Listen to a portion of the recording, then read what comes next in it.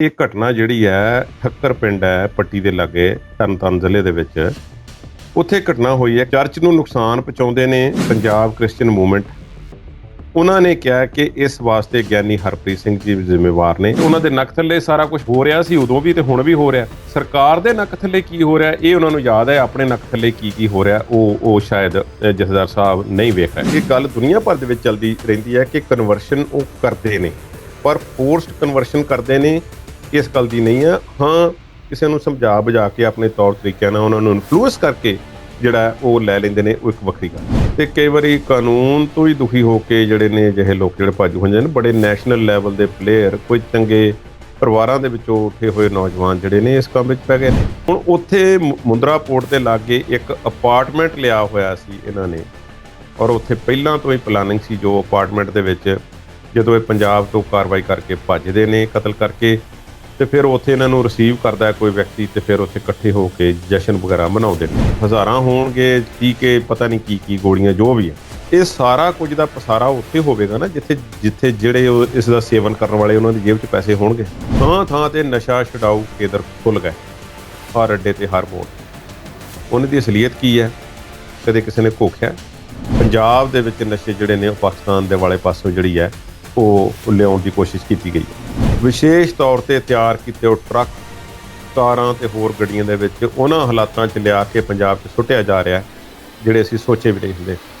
ਪਾਕਿਸਤਾਨ ਦੇ ਵਿੱਚ ਮੈਂ ਅਜਿਹਾ ਸੁਣਦਾ ਹੁੰਦਾ ਸੀ ਕਿ ਉੱਥੇ ਦੇ ਮੰਤਰੀ, ਕੇਂਦਰੀ ਮੰਤਰੀ ਤੇ ਉੱਥੇ ਦੇ ਬੜੇ ਜਿਹੜੇ ਇਸ ਤਰ੍ਹਾਂ ਦੇ ਅਫਸਰ ਲੋਕ ਨੇ, ਇੱਥੋਂ ਤੱਕ ਕਿ ਫੌਜ ਦੇ ਅਫਸਰਾਂ ਨੇ ਵਿਦੇਸ਼ਾਂ ਦੇ ਵਿੱਚ ਸਿਟੀਜ਼ਨਸ਼ਿਪ ਲਈ ਹੋਈ ਹੈ। ਤੁਸੀਂ ਪੀਆਰ ਦੀ ਤਾਂ ਗੱਲ ਹੀ ਇੱਕ ਪਾਸੇ ਰਹਿਣ ਦਿਓ।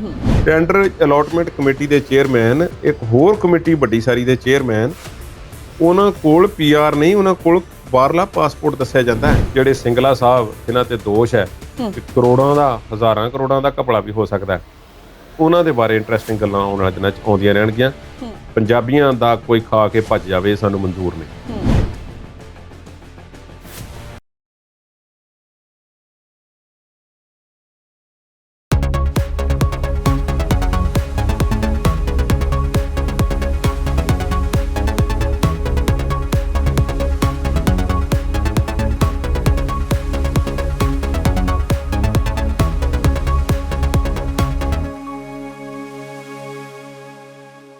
ਸਤਿ ਸ਼੍ਰੀ ਅਕਾਲ, ਤੁਸੀਂ ਦੇਖ ਰਹੇ ਹੋ ਪੰਜਾਬੀ ਨੈਸ਼ਨਲ ਟੀਵੀ ਤੇ ਪ੍ਰੋਗਰਾਮ ਹੈ ਜੀ ਵਿਚਾਰ ਚਰਚਾ। ਹਰ ਰੋਜ਼ ਦੀ ਤਰ੍ਹਾਂ ਗੱਲ ਕਰਾਂਗੇ ਪੱਕੇ ਹੋਏ ਮੁੱਦਿਆਂ ਤੇ, ਖਾਸ ਮੁੱਦਿਆਂ ਤੇ, ਖਾਸ ਖਬਰਾਂ ਤੇ ਪ੍ਰੋਗਰਾਮ 'ਚ ਮੇਰਾ ਸਾਥ ਦੇਣਗੇ ਸਾਡੇ ਐਕਸਪਰਟ ਕੁਲਦੀਪ ਸਿੰਘ ਹੀਰ ਜੀ। ਸਭ ਤੋਂ ਪਹਿਲਾਂ ਉਹਨਾਂ ਦਾ ਸਵਾਗਤ ਕਰ ਲੈਂਦੇ ਹਾਂ। ਸਤਿ ਸ਼੍ਰੀ ਅਕਾਲ ਕੁਲਦੀਪ ਜੀ, ਸਵਾਗਤ ਹੈ ਜੀ ਪ੍ਰੋਗਰਾਮ 'ਚ। ਸਤਿ ਸ਼੍ਰੀ ਅਕਾਲ ਸਬਲੀਨ, ਸਾਰੇ ਦਰਸ਼ਕਾਂ ਨੂੰ ਵੀ ਮੇਰੇ ਵੱਲੋਂ ਸਤਿ ਸ਼੍ਰੀ ਅਕਾਲ। ਮੁੱਦੇ ਬਹੁਤ ਨੇ, ਗੱਲਾਂ ਬਹੁਤ ਨੇ ਅੱਜ ਪੰਜਾਬ ਦੀਆਂ, ਪਰ ਗੱਲ ਕਰਦੇ ਹਾਂ ਅਕਾਲ ਤਖਤ ਸਾਹਿਬ ਦੇ ਕਾਰਜਕਾਰੀ ਜਥੇਦਾਰ ਗਿਆਨੀ ਹਰਪ੍ਰੀਤ ਸਿੰਘ ਤੋਂ। ਪਹਿਲਾਂ ਬਹੁਤ ਵਿਵਾਦਿਤ ਬਿਆਨ ਉਹਨਾਂ ਨੇ ਦਿੱਤੇ, ਵਾਹ-ਵਾਹ ਬਿਆਨ ਦਿੱਤੇ, ਥੋੜੇ ਨਹੀਂ ਦਿੱਤੇ, ਪਰ ਫਿਰ ਚੁੱਪ ਕਰ ਗਏ, ਬਹੁਤ ਚਿਰ ਨਹੀਂ ਕੋਏ। ਪਰ ਅੱਜ ਦੀ ਖਬਰ ਇਹ ਹੈ ਕਿ ਉਹਨਾਂ ਤੇ ਇਲਜ਼ਾਮ ਲੱਗ ਗਿਆ। ਸਵਾਲ ਮੇਰਾ ਇਹ ਹੈ ਕਿ ਪੂਰਾ ਕਾਰਾ ਕੀ ਹੋਇਆ, ਕਿਹੜੀ ਗੱਲੋਂ ਇਲਜ਼ਾਮ ਲੱਗ ਗਿਆ ਉਹਨਾਂ ਤੇ? ਜਦੋਂ ਨਾ ਕੋਈ ਅਣਸੁਖਾਵੀ ਘਟਨਾ ਸਬਲੀਨ ਵਾਪਰ ਜਾਵੇ ਤਾਂ ਫਿਰ ਇਸ ਤਰ੍ਹਾਂ ਹੁੰਦਾ ਹੈ ਕਿ ਉਸ ਤੋਂ ਪਹਿਲਾਂ ਦੀਆਂ ਜਿਹੜੀਆਂ ਪ੍ਰੋਸੀਡਿੰਗ, ਜਿਹੜੀਆਂ ਇਵੈਂਟਸ ਹੁੰਦੀਆਂ ਨੇ, ਉਹਨਾਂ ਵੱਲ ਧਿਆਨ ਜਾਂਦਾ ਹੈ ਕਿ ਕੌਣ ਕੀ ਕਰ ਰਿਹਾ ਸੀ। ਫਰਜ਼ ਕਰੋ ਕੋਈ ਮਰਡਰ ਹੋ ਜਾਂਦਾ, ਫਿਰ ਦੇਖਿਆ ਜਾਂਦਾ ਹੈ ਕਿ ਕਿਹਦੇ ਨਾਲ ਸੀ, ਕਿਹਦੇ ਨਾਲ ਇਹਦੀ ਦੁਸ਼ਮਣੀ ਸੀ, ਕੌਣ ਇਸ ਨੂੰ ਮਿਲ ਰਿਹਾ ਸੀ, ਇਸ ਨੂੰ ਕਿਸੇ ਨੇ ਕੀ, ਇਸ ਦੀ ਲੜਾਈ ਹੋਈ ਕਿਸੇ ਨਾਲ ਕੀ, ਉਹ ਸਾਰੀਆਂ ਗੱਲਾਂ ਨੂੰ ਘੋਖਿਆ ਪਰਖਿਆ ਜਾਂਦਾ। ਅਨਫੋਰਚੂਨੇਟਲੀ ਇਹ ਘਟਨਾ ਜਿਹੜੀ ਹੈ ਠੱਕਰ ਪਿੰਡ ਹੈ ਪੱਟੀ ਦੇ ਲਾਗੇ ਤਰਨਤਾਰਨ ਜ਼ਿਲ੍ਹੇ ਦੇ ਵਿੱਚ, ਉੱਥੇ ਘਟਨਾ ਹੋਈ ਹੈ ਕਿ ਚਰਚ ਦੇ ਵਿੱਚ ਤਕਰੀਬਨ 1:45 ਵਜੇ ਦੇ ਆਸ-ਪਾਸ ਕੁਛ ਜਿਹੜੇ ਨੇ ਵਿਅਕਤੀ ਆਉਂਦੇ ਨੇ, ਉੱਥੇ ਸਿਕਿਉਰਿਟੀ ਗਾਰਡ ਨੂੰ ਕੈਪਚਰ ਕਰ ਲੈਂਦੇ ਨੇ, ਫੜ ਲੈਂਦੇ ਨੇ, ਚਰਚ ਨੂੰ ਨੁਕਸਾਨ ਪਹੁੰਚਾਉਂਦੇ ਨੇ, ਤੇ ਜੀਸਸ ਤੇ ਮੇਰੀ ਦੇ ਜਿਹੜੇ ਬੁੱਤ ਲੱਗੇ ਹੋਏ ਨੇ ਉਹਨਾਂ ਨੂੰ ਵੀ ਨੁਕਸਾਨ ਪਹੁੰਚਾਉਂਦੇ ਨੇ, ਤੇ ਸੀਸੀਟੀਵੀ ਤੋਂ ਬਚਣ ਦੀ ਕੋਸ਼ਿਸ਼ ਕਰਦੇ ਹੋਏ ਵੀ ਵੇਖੇ ਗਏ ਨੇ। ਇਹ ਆਪਣੇ ਆਪ ਦੇ ਵਿੱਚ ਬੜੀ ਨਿੰਦਣਯੋਗ ਘਟਨਾ ਹੈ, ਹਰ ਇੱਕ ਨੇ ਜਿਹੜਾ ਨਿੰਦਿਆ ਇਸ ਨੂੰ। ਹੁਣ ਪੋਲੀਟੀਕਲ ਐਸਪੈਕਟ ਜਿਹੜਾ ਹੈ ਇਸ ਦਾ, ਜਾਂ ਰਾਜਨੀਤਿਕ ਜਾਂ ਧਾਰਮਿਕ ਜਾਂ ਕਿਹਦੇ ਨਾਲ ਜਾਂ ਕੀ, ਹੁਣ ਫਿਰ ਜਿਹੜੀ ਮੈਂ ਪਹਿਲਾਂ ਗੱਲ ਕੀਤੀ ਸੀ ਕਿ ਇਸ ਗੱਲ ਦਾ ਨਿਤਾਰਾ ਕਿਵੇਂ ਕਰਨਾ ਹੈ ਕਿ ਉਹ ਕਿਹਦੇ ਨਾਲ ਜੁੜੀ ਹੋਈ ਹੈ, ਉਹ ਸਾਰੀ ਗਾਜ ਜਿਹੜੀ ਆ ਦੋ ਧਿਰਾਂ ਦੀ ਮੰਨੀਏ ਤੇ ਉਹ ਸਿੱਖ ਕੌਮ ਜਾਂ ਗਿਆਨੀ ਹਰਪ੍ਰੀਤ ਸਿੰਘ ਤੇ ਡਿੱਗਦੀ ਨਜ਼ਰ ਆਉਂਦੀ ਹੈ। ਹਾਲਾਂਕਿ ਸਾਡਾ ਇਸ ਗੱਲ ਨਾਲ, ਅਸੀਂ ਵਿਅਕਤੀਗਤ ਤੌਰ ਤੇ ਇਹਨਾਂ ਗੱਲਾਂ ਨੂੰ ਨਹੀਂ ਮੰਨਦੇ, ਪਰ ਜਿਨ੍ਹਾਂ ਨੇ ਇਲਜ਼ਾਮ ਲਾਏ ਨੇ ਉਹਨਾਂ ਵਿੱਚ ਤੁਹਾਨੂੰ ਪਤਾ ਹੈ ਕਿ ਪੰਜਾਬ ਕ੍ਰਿਸਚੀਅਨ ਮੂਵਮੈਂਟ, ਉਹਨਾਂ ਨੇ ਕਿਹਾ ਕਿ ਇਸ ਵਾਸਤੇ ਗਿਆਨੀ ਹਰਪ੍ਰੀਤ ਸਿੰਘ ਜੀ ਜ਼ਿੰਮੇਵਾਰ ਨੇ, ਕਿਉਂਕਿ ਉਹਨਾਂ ਨੇ ਗੈਰ ਜ਼ਿੰਮੇਵਾਰਾਨਾ ਬਿਆਨ ਦਿੱਤੇ ਨੇ ਤੇ ਅਜਿਹੀਆਂ ਘਟਨਾਵਾਂ ਹੋਈਆਂ ਨੇ। ਰਵਨੀਤ ਬਿੱਟੂ ਕਹਿੰਦੇ ਨੇ ਕਿ ਸ਼੍ਰੋਮਣੀ ਗੁਰਦੁਆਰਾ ਪ੍ਰਬੰਧਕ ਕਮੇਟੀ ਜ਼ਿੰਮੇਵਾਰ ਹੈ ਅਜਿਹੀਆਂ ਗੱਲਾਂ ਕਰਕੇ ਜੋ ਧਰਮ ਪਰਿਵਰਤਨ ਵਗੈਰਾ ਹੋ ਰਿਹਾ। ਉਹਨਾਂ ਨੇ ਇਸ ਘਟਨਾ ਦੀ ਤੇ ਨਹੀਂ ਜ਼ਿਕਰ ਕੀਤਾ, ਪਰ ਧਰਮ ਪਰਿਵਰਤਨ ਦੀ ਗੱਲ ਉਹਨਾਂ ਨੇ ਕੀਤੀ। ਹੁਣ ਗਿਆਨੀ ਹਰਪ੍ਰੀਤ ਸਿੰਘ ਨੇ ਇੱਕ ਦਿਨ ਪਹਿਲਾਂ ਇੱਕ ਜਗ੍ਹਾ ਤੇ ਬੋਲਦੇ ਹੋਏ ਉਹਨਾਂ ਨੇ ਇਸ ਗੱਲ ਤੇ ਬਹੁਤ ਚਿੰਤਾ ਜ਼ਾਹਰ ਕੀਤੀ ਕਿ ਕਨਵਰਸ਼ਨ ਹੋ ਰਹੀ ਹੈ ਪੰਜਾਬ ਦੇ ਵਿੱਚ ਸਿੱਖਾਂ ਨੂੰ ਟਾਰਗੇਟ ਕਰਕੇ ਜਾਲੀ ਤਰੀਕਿਆਂ ਦੇ ਨਾਲ, ਕਾਲੇ ਜਾਦੂ ਵਾਂਗ ਉਹਨਾਂ ਨੂੰ ਜਿਹੜਾ ਹੈ ਬੱਚੇ ਵਿੱਚ ਲੈ ਕੇ ਤੇ ਉਹਨਾਂ ਨੂੰ ਕਨਵਰਟ ਕੀਤਾ ਜਾ ਰਿਹਾ, ਸਿੱਖਾਂ ਨੂੰ ਕ੍ਰਿਸਚਨ ਬਣਾਇਆ ਜਾ ਰਿਹਾ। ਹੁਣ ਇਹ ਡੇਰੇ ਖੁੱਲ ਰਹੇ ਨੇ, ਨਾਲ ਉਹਨਾਂ ਨੇ ਉਹ ਇੱਥੇ ਨਹੀਂ ਰੁਕੇ। ਉਹ ਇਹ ਕਹਿੰਦੇ ਰਹੇ ਕਿ ਦੇਖੋ ਸਰਕਾਰਾਂ ਇਹਦੇ ਵਿੱਚ ਜਿਹੜੀਆਂ ਨੇ ਉਹ ਸਰਕਾਰਾਂ ਕੁਝ ਨਹੀਂ ਕਰ ਰਹੀਆਂ, ਸਰਕਾਰ ਦੇ ਨੱਕ ਹੇਠਾਂ ਹੋ ਰਿਹਾ। ਇੱਕ ਹੁਣ ਮੈਂ ਉਹਨਾਂ ਨੂੰ ਸਵਾਲ ਪਹਿਲਾਂ ਤਾਂ ਕਰਨਾ ਚਾਹੁੰਦਾ, ਤੁਸੀਂ ਆਖਿਆ ਕਿ ਕਾਰਜਕਾਰੀ ਜਥੇਦਾਰ ਨੇ, ਕਾਰਜਕਾਰੀ ਉਹ ਬੜੇ ਲੰਬੇ ਸਮੇਂ ਤੋਂ ਨੇ, ਬਹੁਤ ਲੰਬਾ ਨਹੀਂ ਪਰ ਫਿਰ ਵੀ ਕਾਫੀ ਹੋ ਗਿਆ। ਕਾਰਜਕਾਰੀ ਨਾਲੋਂ ਜੇ ਕਾਰਜਕਾਰੀ ਹੋਣ ਤੇ ਉਹਨਾਂ ਦਾ ਕੰਮਕਾਜ ਕਰਨ ਦੇ ਤਰੀਕੇ ਕੁਝ ਹੋਰ ਹੁੰਦੇ ਨੇ, ਤੇ ਗਿਆਨੀ ਹਰਪ੍ਰੀਤ ਸਿੰਘ ਇੰਟੈਰਮ ਨੇ ਜਾਂ ਉਹਨਾਂ ਨੂੰ ਸਿਰਫ ਉਨੀ ਦੇਰ ਤੱਕ ਲਾਇਆ ਗਿਆ ਸੀ ਜਿੰਨੀ ਦੇਰ ਤੱਕ ਕੋਈ ਹੋਰ ਜਥੇਦਾਰ ਸਾਹਿਬ ਜਿਹੜੇ ਨੇ ਉਹ ਚੋਣ ਨਹੀਂ ਲੈ ਜਾਂਦੇ। ਪਰ ਗਿਆਨੀ ਹਰਪ੍ਰੀਤ ਸਿੰਘ ਨੇ, ਜਿਵੇਂ ਤੁਸੀਂ ਆਖਿਆ, ਪਿਛਲੇ ਦਿਨਾਂ ਵਿੱਚ ਹੋਰਨਾਂ ਸੰਬੰਧੀ ਨਹੀਂ ਪਰ ਜਿਹੜੇ ਆਪਣੇ ਹੀ ਧਰਮ ਸੰਬੰਧੀ ਇਸ ਤਰ੍ਹਾਂ ਦੇ ਕਈ ਬਿਆਨ ਦਿੱਤੇ ਜਿਨ੍ਹਾਂ ਤੇ ਕੁਝ ਲੋਕ ਉਹਨਾਂ ਦੇ ਖਿਲਾਫ ਹੋ ਗਏ, ਕੁਝ ਹੱਕ ਵਿੱਚ ਹੋ ਗਏ। ਹਥਿਆਰ ਰੱਖੋ, ਬੱਚੇ ਪੈਦਾ ਕਰੋ, ਸ਼੍ਰੋਮਣੀ ਕਮੇਟੀ ਜਿਹੜੀ ਆ ਪ੍ਰਸਾਰਨ ਆਪ ਕਰਿਓ, ਪਤਾ ਨਹੀਂ ਕਿਹੜੀ ਖਟਾਈ 'ਚ ਮਾਮਲਾ ਪੈ ਗਿਆ। ਤੇ ਸੁਣਾ ਕੇ ਇਹਨੂੰ ਰਹੇ ਸੀ, ਉੱਥੇ ਹੀ ਸ਼੍ਰੋਮਣੀ ਕਮੇਟੀ ਵਾਲੇ ਬੈਠੇ ਹੋਏ ਸੀ ਅਹੁਦੇਦਾਰ, ਤੇ ਉੱਥੇ ਸਭ ਕੁਝ ਸੀ ਤੇ ਉਹਨਾਂ ਦੇ ਨੱਕ ਥੱਲੇ ਸਾਰਾ ਕੁਝ ਹੋ ਰਿਹਾ ਸੀ, ਉਦੋਂ ਵੀ ਤੇ ਹੁਣ ਵੀ ਹੋ ਰਿਹਾ। ਸਰਕਾਰ ਦੇ ਨੱਕ ਥੱਲੇ ਕੀ ਹੋ ਰਿਹਾ ਇਹ ਉਹਨਾਂ ਨੂੰ ਯਾਦ ਹੈ, ਆਪਣੇ ਨੱਕ ਥੱਲੇ ਕੀ ਹੋ ਰਿਹਾ ਉਹ ਸ਼ਾਇਦ ਜਥੇਦਾਰ ਸਾਹਿਬ ਨਹੀਂ ਵੇਖ ਰਹੇ। ਹੁਣ ਕੀਰਤਨ ਦੀ ਗੱਲ ਕਰੀਏ ਅਸੀਂ ਤਾਂ ਉੱਥੇ ਕਈ ਵਾਰੀ ਜਿਹੜਾ ਆਪਸੀ ਖਿੱਚੋਤਾਣ ਹੈਡ ਗ੍ਰੰਥੀ ਸਾਹਿਬਾਨ ਤੇ ਹੋਰਨਾਂ ਆਪਣੇ ਸਿੰਘ ਸਾਹਿਬਾਨ ਦੇ ਵਿਚਕਾਰ ਰਹੀ ਹੈ। ਹੁਣ ਗੱਲ ਇੱਥੇ ਹੈ ਕਿ ਅਸੀਂ ਇਹ ਗੱਲ ਕਰ ਰਹੇ ਹਾਂ ਤੇ ਸ਼ਾਇਦ ਕੋਈ ਤੁਸੀਂ ਆਪਣਾ ਮਸਲਾ ਵਿਚਾਰੋ, ਤੁਸੀਂ ਸਾਡੀ ਗੱਲ ਚੋਂ ਕੀ ਲੈਣਾ, ਪਰ ਨਹੀਂ। ਜਦੋਂ ਗਿਆਨੀ ਹਰਪ੍ਰੀਤ ਸਿੰਘ ਜਾਂ ਕੋਈ ਹੋਰ ਅਹੁਦੇਦਾਰ ਬਿਆਨ ਦਿੰਦਾ ਹੈ, ਉਹ ਜਨਤਕ ਬਿਆਨ ਹੁੰਦੇ ਨੇ, ਪਬਲਿਕ ਬਿਆਨ ਹੁੰਦੇ ਨੇ, ਸਾਡਾ ਰਿਐਕਸ਼ਨ ਉਹਦੇ ਤੇ ਆਉਣਾ ਜ਼ਰੂਰੀ ਹੈ ਭਾਵੇਂ ਅਸੀਂ ਕੁਝ ਵੀ ਨਾ ਹੋਈਏ। ਹੁਣ ਉਹਨਾਂ ਨੇ ਜਿਹੜੀਆਂ ਉਦੋਂ ਜਿਹੜੀ ਸਰਕਾਰ ਦੇ ਨੱਕ ਥੱਲੇ ਕੀ ਹੋ ਰਿਹਾ ਉਹਨਾਂ ਨੂੰ ਯਾਦ ਆ ਤੇ ਆਪਣਾ ਉਹਨਾਂ ਨੂੰ ਯਾਦ ਨਹੀਂ। ਮੈਂ ਇਹਦੀ ਗੱਲ ਕਰ ਰਿਹਾ ਸੀ। ਦੇਖੋ ਹੁਣ ਸਾਰਿਆਂ ਨੂੰ ਪਤਾ ਹੈ ਕਿ ਸਾਰੇ ਦੱਸਦੇ ਨੇ ਜਿਹੜੇ ਕੰਮਕਾਜ ਸਮਝਦੇ ਨੇ ਕਿ ਹਜ਼ੂਰੀ ਰਾਗੀਆਂ ਦੀ ਗਿਣਤੀ ਵਾਸਤੇ ਜਿਹੜੀ ਹੈ ਉਹ ਇੱਕ ਤੈਅਸ਼ੁਦਾ ਸਮੇਂ ਸਾਰਣੀ ਬਣਦੀ ਹੈ, ਸਕੈਜੂਲ ਸ਼ਡਿਊਲ ਬਣਦਾ ਹੈ ਤੇ ਉਹਦੇ ਵਿੱਚ ਜਿੰਨੀ ਲੋੜ ਹੁੰਦੀ ਉਸ ਤੋਂ ਕਈ ਗੁਣਾ ਵੱਧ ਜਿਹੜੇ ਨੇ ਹਜ਼ੂਰੀ ਰਾਗੀ ਰੱਖੇ ਗਏ ਨੇ। ਖਰਚੇ ਬੇਤਹਾਸ਼ਾ ਸ਼੍ਰੋਮਣੀ ਕਮੇਟੀ ਦੇ ਵਧੇ ਹੋਏ ਨੇ, ਟੀਵੀ ਚੈਨਲ ਆਪਣਾ ਸਟਾਰਟ ਨਹੀਂ ਕਰ ਸਕੇ, ਅੱਜ ਵੀ ਇੱਕ ਕੰਪਨੀ ਦੀ ਝੋਲੀ ਵਿੱਚ ਪਏ ਹੋਏ ਨੇ।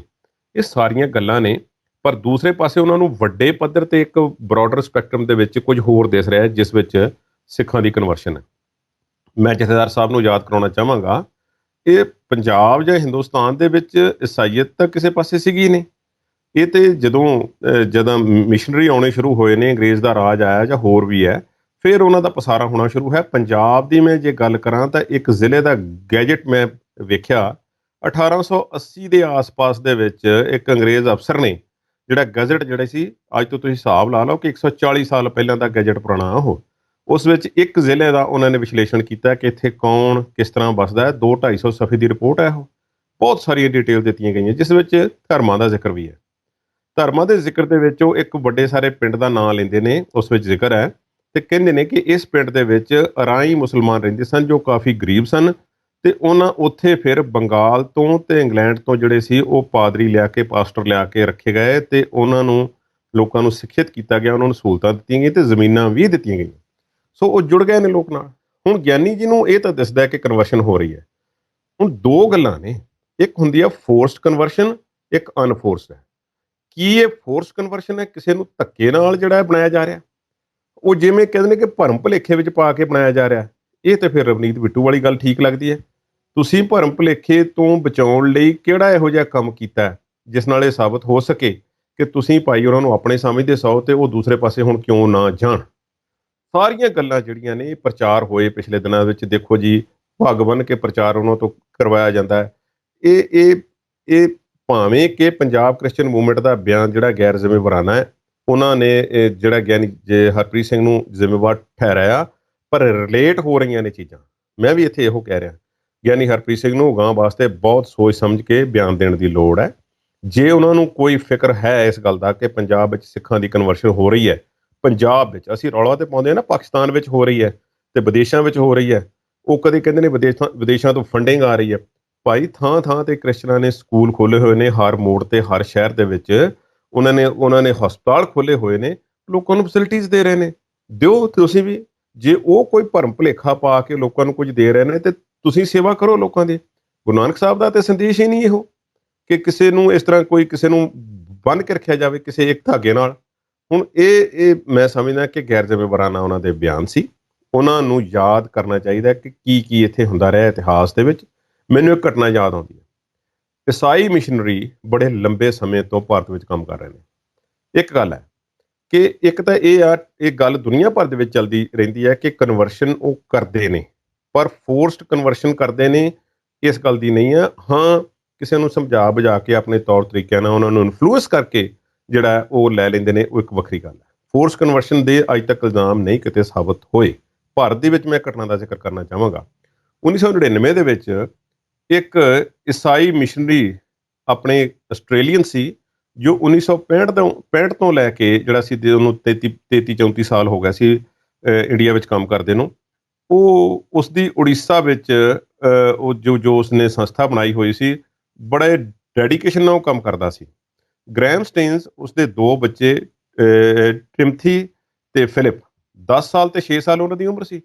ਉਹ ਆਮ ਤੌਰ ਤੇ ਜਿੱਥੇ ਗਰੀਬ ਇਲਾਕਿਆਂ ਦੇ ਵਿੱਚ ਜਾ ਕੇ ਕੰਮ ਕਰਦੇ ਸੀ। ਉਹਨਾਂ ਨੇ ਕਾਫੀ ਜ਼ਿਆਦਾ ਕੰਮ ਕੀਤਾ ਤੇ ਇੱਕ ਰਾਤ ਉਹ ਆਪਣੀ ਗੱਡੀ ਦੇ ਵਿੱਚ ਹੀ ਸੁੱਤੇ ਹੋਏ ਸੀ, ਕੰਬਲ ਲੈ ਕੇ, ਜਦੋਂ ਭੀੜ ਨੇ ਉਹਨਾਂ ਨੂੰ ਘੇਰ ਲਿਆ ਤੇ ਘੇਰ ਕੇ ਗੱਡੀ ਨੂੰ ਅੱਗ ਲਾ ਦਿੱਤੀ। ਉਹ 6 ਤੇ 10 ਸਾਲ ਦੇ ਦੋ ਬੱਚੇ ਤੇ ਗ੍ਰਾਮ ਸਟੇਨਸ ਤਿੰਨੋਂ ਜਿਹੜੇ ਸੀ ਮਾਰੇ ਗਏ ਸੀ। ਇਸ ਘਟਨਾ ਦਾ ਦੁਨੀਆ ਭਰ ਦੇ ਵਿੱਚ ਜਿਹੜਾ ਸੀ ਉਹ ਉਸ ਦਾ ਅਸਰ ਵੇਖਿਆ ਗਿਆ ਔਰ ਈਸਾਈ ਮਿਸ਼ਨਰੀ ਨੂੰ ਇੰਨਾ ਕੋਹ ਕੇ ਮਾਰਿਆ ਗਿਆ। ਇਸ ਘਟਨਾ ਦੇ ਵਿੱਚ ਇੱਕ ਬਜਰੰਗ ਦਲ ਦਾ ਆਪਣੇ ਆਪ ਨੂੰ ਕਹਾਉਂਦਾ ਜਿਹੜਾ ਸੀ ਉਹ ਵਿਅਕਤੀ ਉਹ ਨਾਮਜ਼ਦ ਹੋਇਆ, ਉਸ ਨੂੰ ਸਜ਼ਾ ਹੋਈ ਹੈ।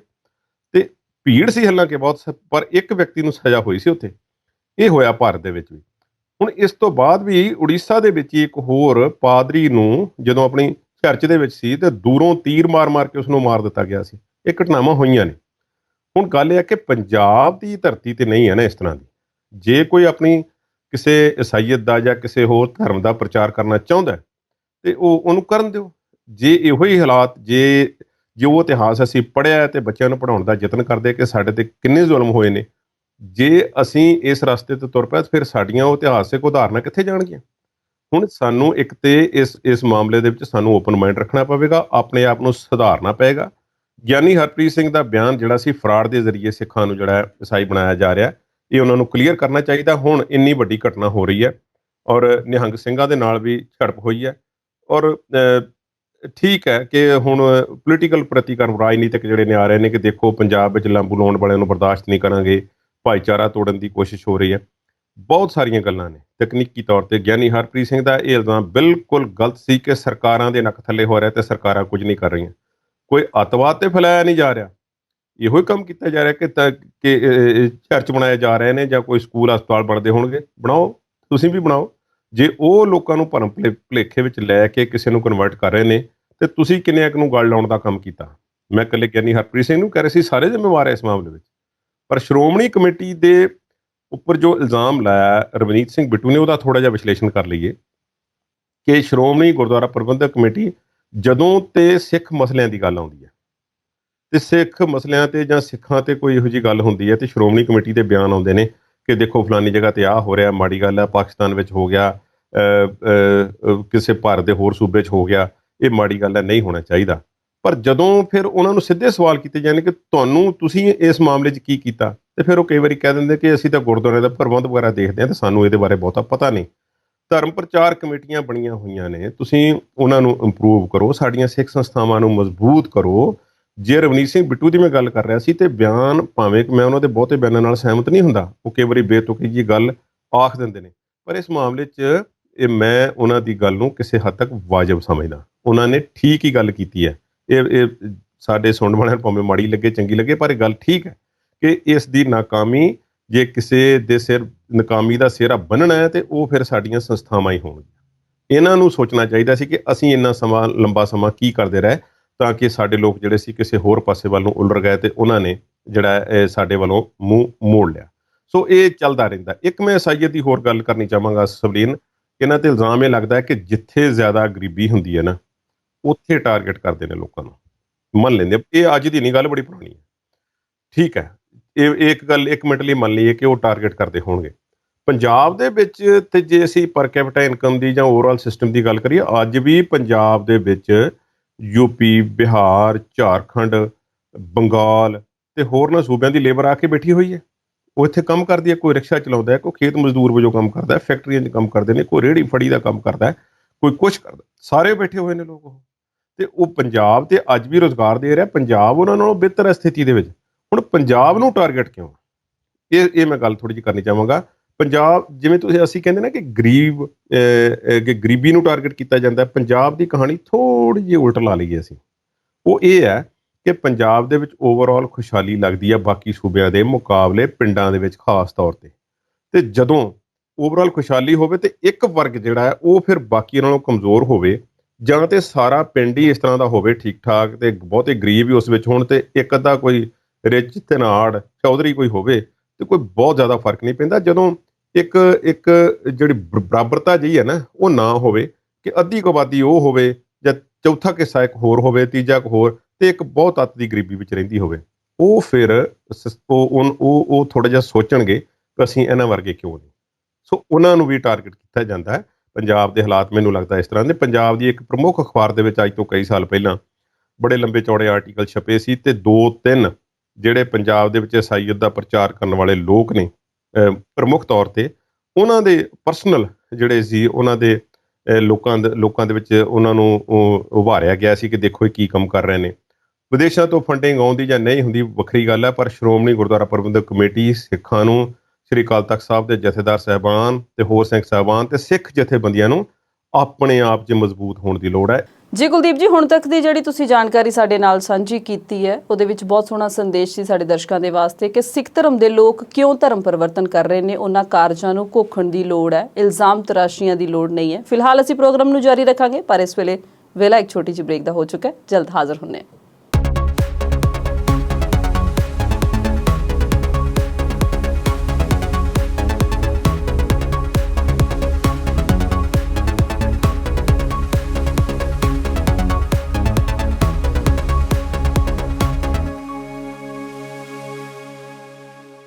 ਬ੍ਰੇਕ ਤੋਂ ਬਾਅਦ ਪ੍ਰੋਗਰਾਮ ਵਿਚਾਰ ਚਰਚਾ ਦੇ ਨਾਲ ਜੁੜੇ ਹੋਏ ਦਰਸ਼ਕਾਂ ਦਾ ਇੱਕ ਵਾਰ ਫਿਰ ਤੋਂ ਸਵਾਗਤ ਕਰਦੇ ਹਾਂ। ਕੁਲਦੀਪ ਜੀ, ਇੱਕ ਹੋਰ ਖਬਰ ਹੈ ਜਿਹਨੂੰ 3 ਮਹੀਨੇ ਤੋਂ ਉੱਪਰ ਦਾ ਸਮਾਂ ਹੋ ਗਿਆ ਤੇ ਲਗਾਤਾਰ ਚਰਚਾ ਦੇ ਵਿੱਚ ਹੈ, ਉਹ ਹੈ ਜੀ ਮਰਹੂਮ ਗਾਇਕ ਸਿੱਧੂ ਮੂਸੇਵਾਲਾ ਦੇ ਨਾਲ ਜੁੜੀ ਹੋਈ ਖਬਰ। ਕਾਤਲਾਂ ਬਾਰੇ ਬਹੁਤ ਖੁਲਾਸੇ ਹੋ ਰਹੇ ਨੇ, ਜਾਂਚ ਬਾਰੇ ਬਹੁਤ ਖੁਲਾਸੇ ਹੋ ਰਹੇ ਨੇ। ਜੇ ਅੱਜ ਦੀ ਗੱਲ ਕਰੀਏ ਤੇ ਕਾਤਲਾਂ ਦਾ ਇੱਕ ਨਵਾਂ ਕਾਰਾ ਸਾਹਮਣੇ ਆਇਆ, ਉਹ ਕੀ ਹੈ ਜੀ? ਦਰਸ਼ਕਾਂ ਦੇ ਨਾਲ ਉਹ ਵੀ ਸਾਂਝਾ ਕਰ ਲਈਏ। ਅਸਲ ਵਿੱਚ ਇਹ ਦੁਨੀਆ ਹੀ ਹੋਰ ਹੈ। ਜਦੋਂ ਇਸ ਲਾਈਫ ਦੇ ਵਿੱਚ ਜਿਹੜੇ ਨੌਜਵਾਨ ਪਏ ਹੋਏ ਨੇ, ਮੈਂ ਪਹਿਲਾਂ ਵੀ ਬੇਨਤੀ ਕਰਦਾ ਹੁੰਦਾ, ਮੈਂ ਬਾਰ-ਬਾਰ ਇਹ ਫੇਰ ਕਰਾਂਗਾ, ਕੋਈ ਮਾਂ ਦੇ ਕੁੱਖ ਦੇ ਵਿੱਚੋਂ ਤੇ ਗੈਂਗਸਟਰ ਨਹੀਂ ਪੈਦਾ ਹੁੰਦਾ।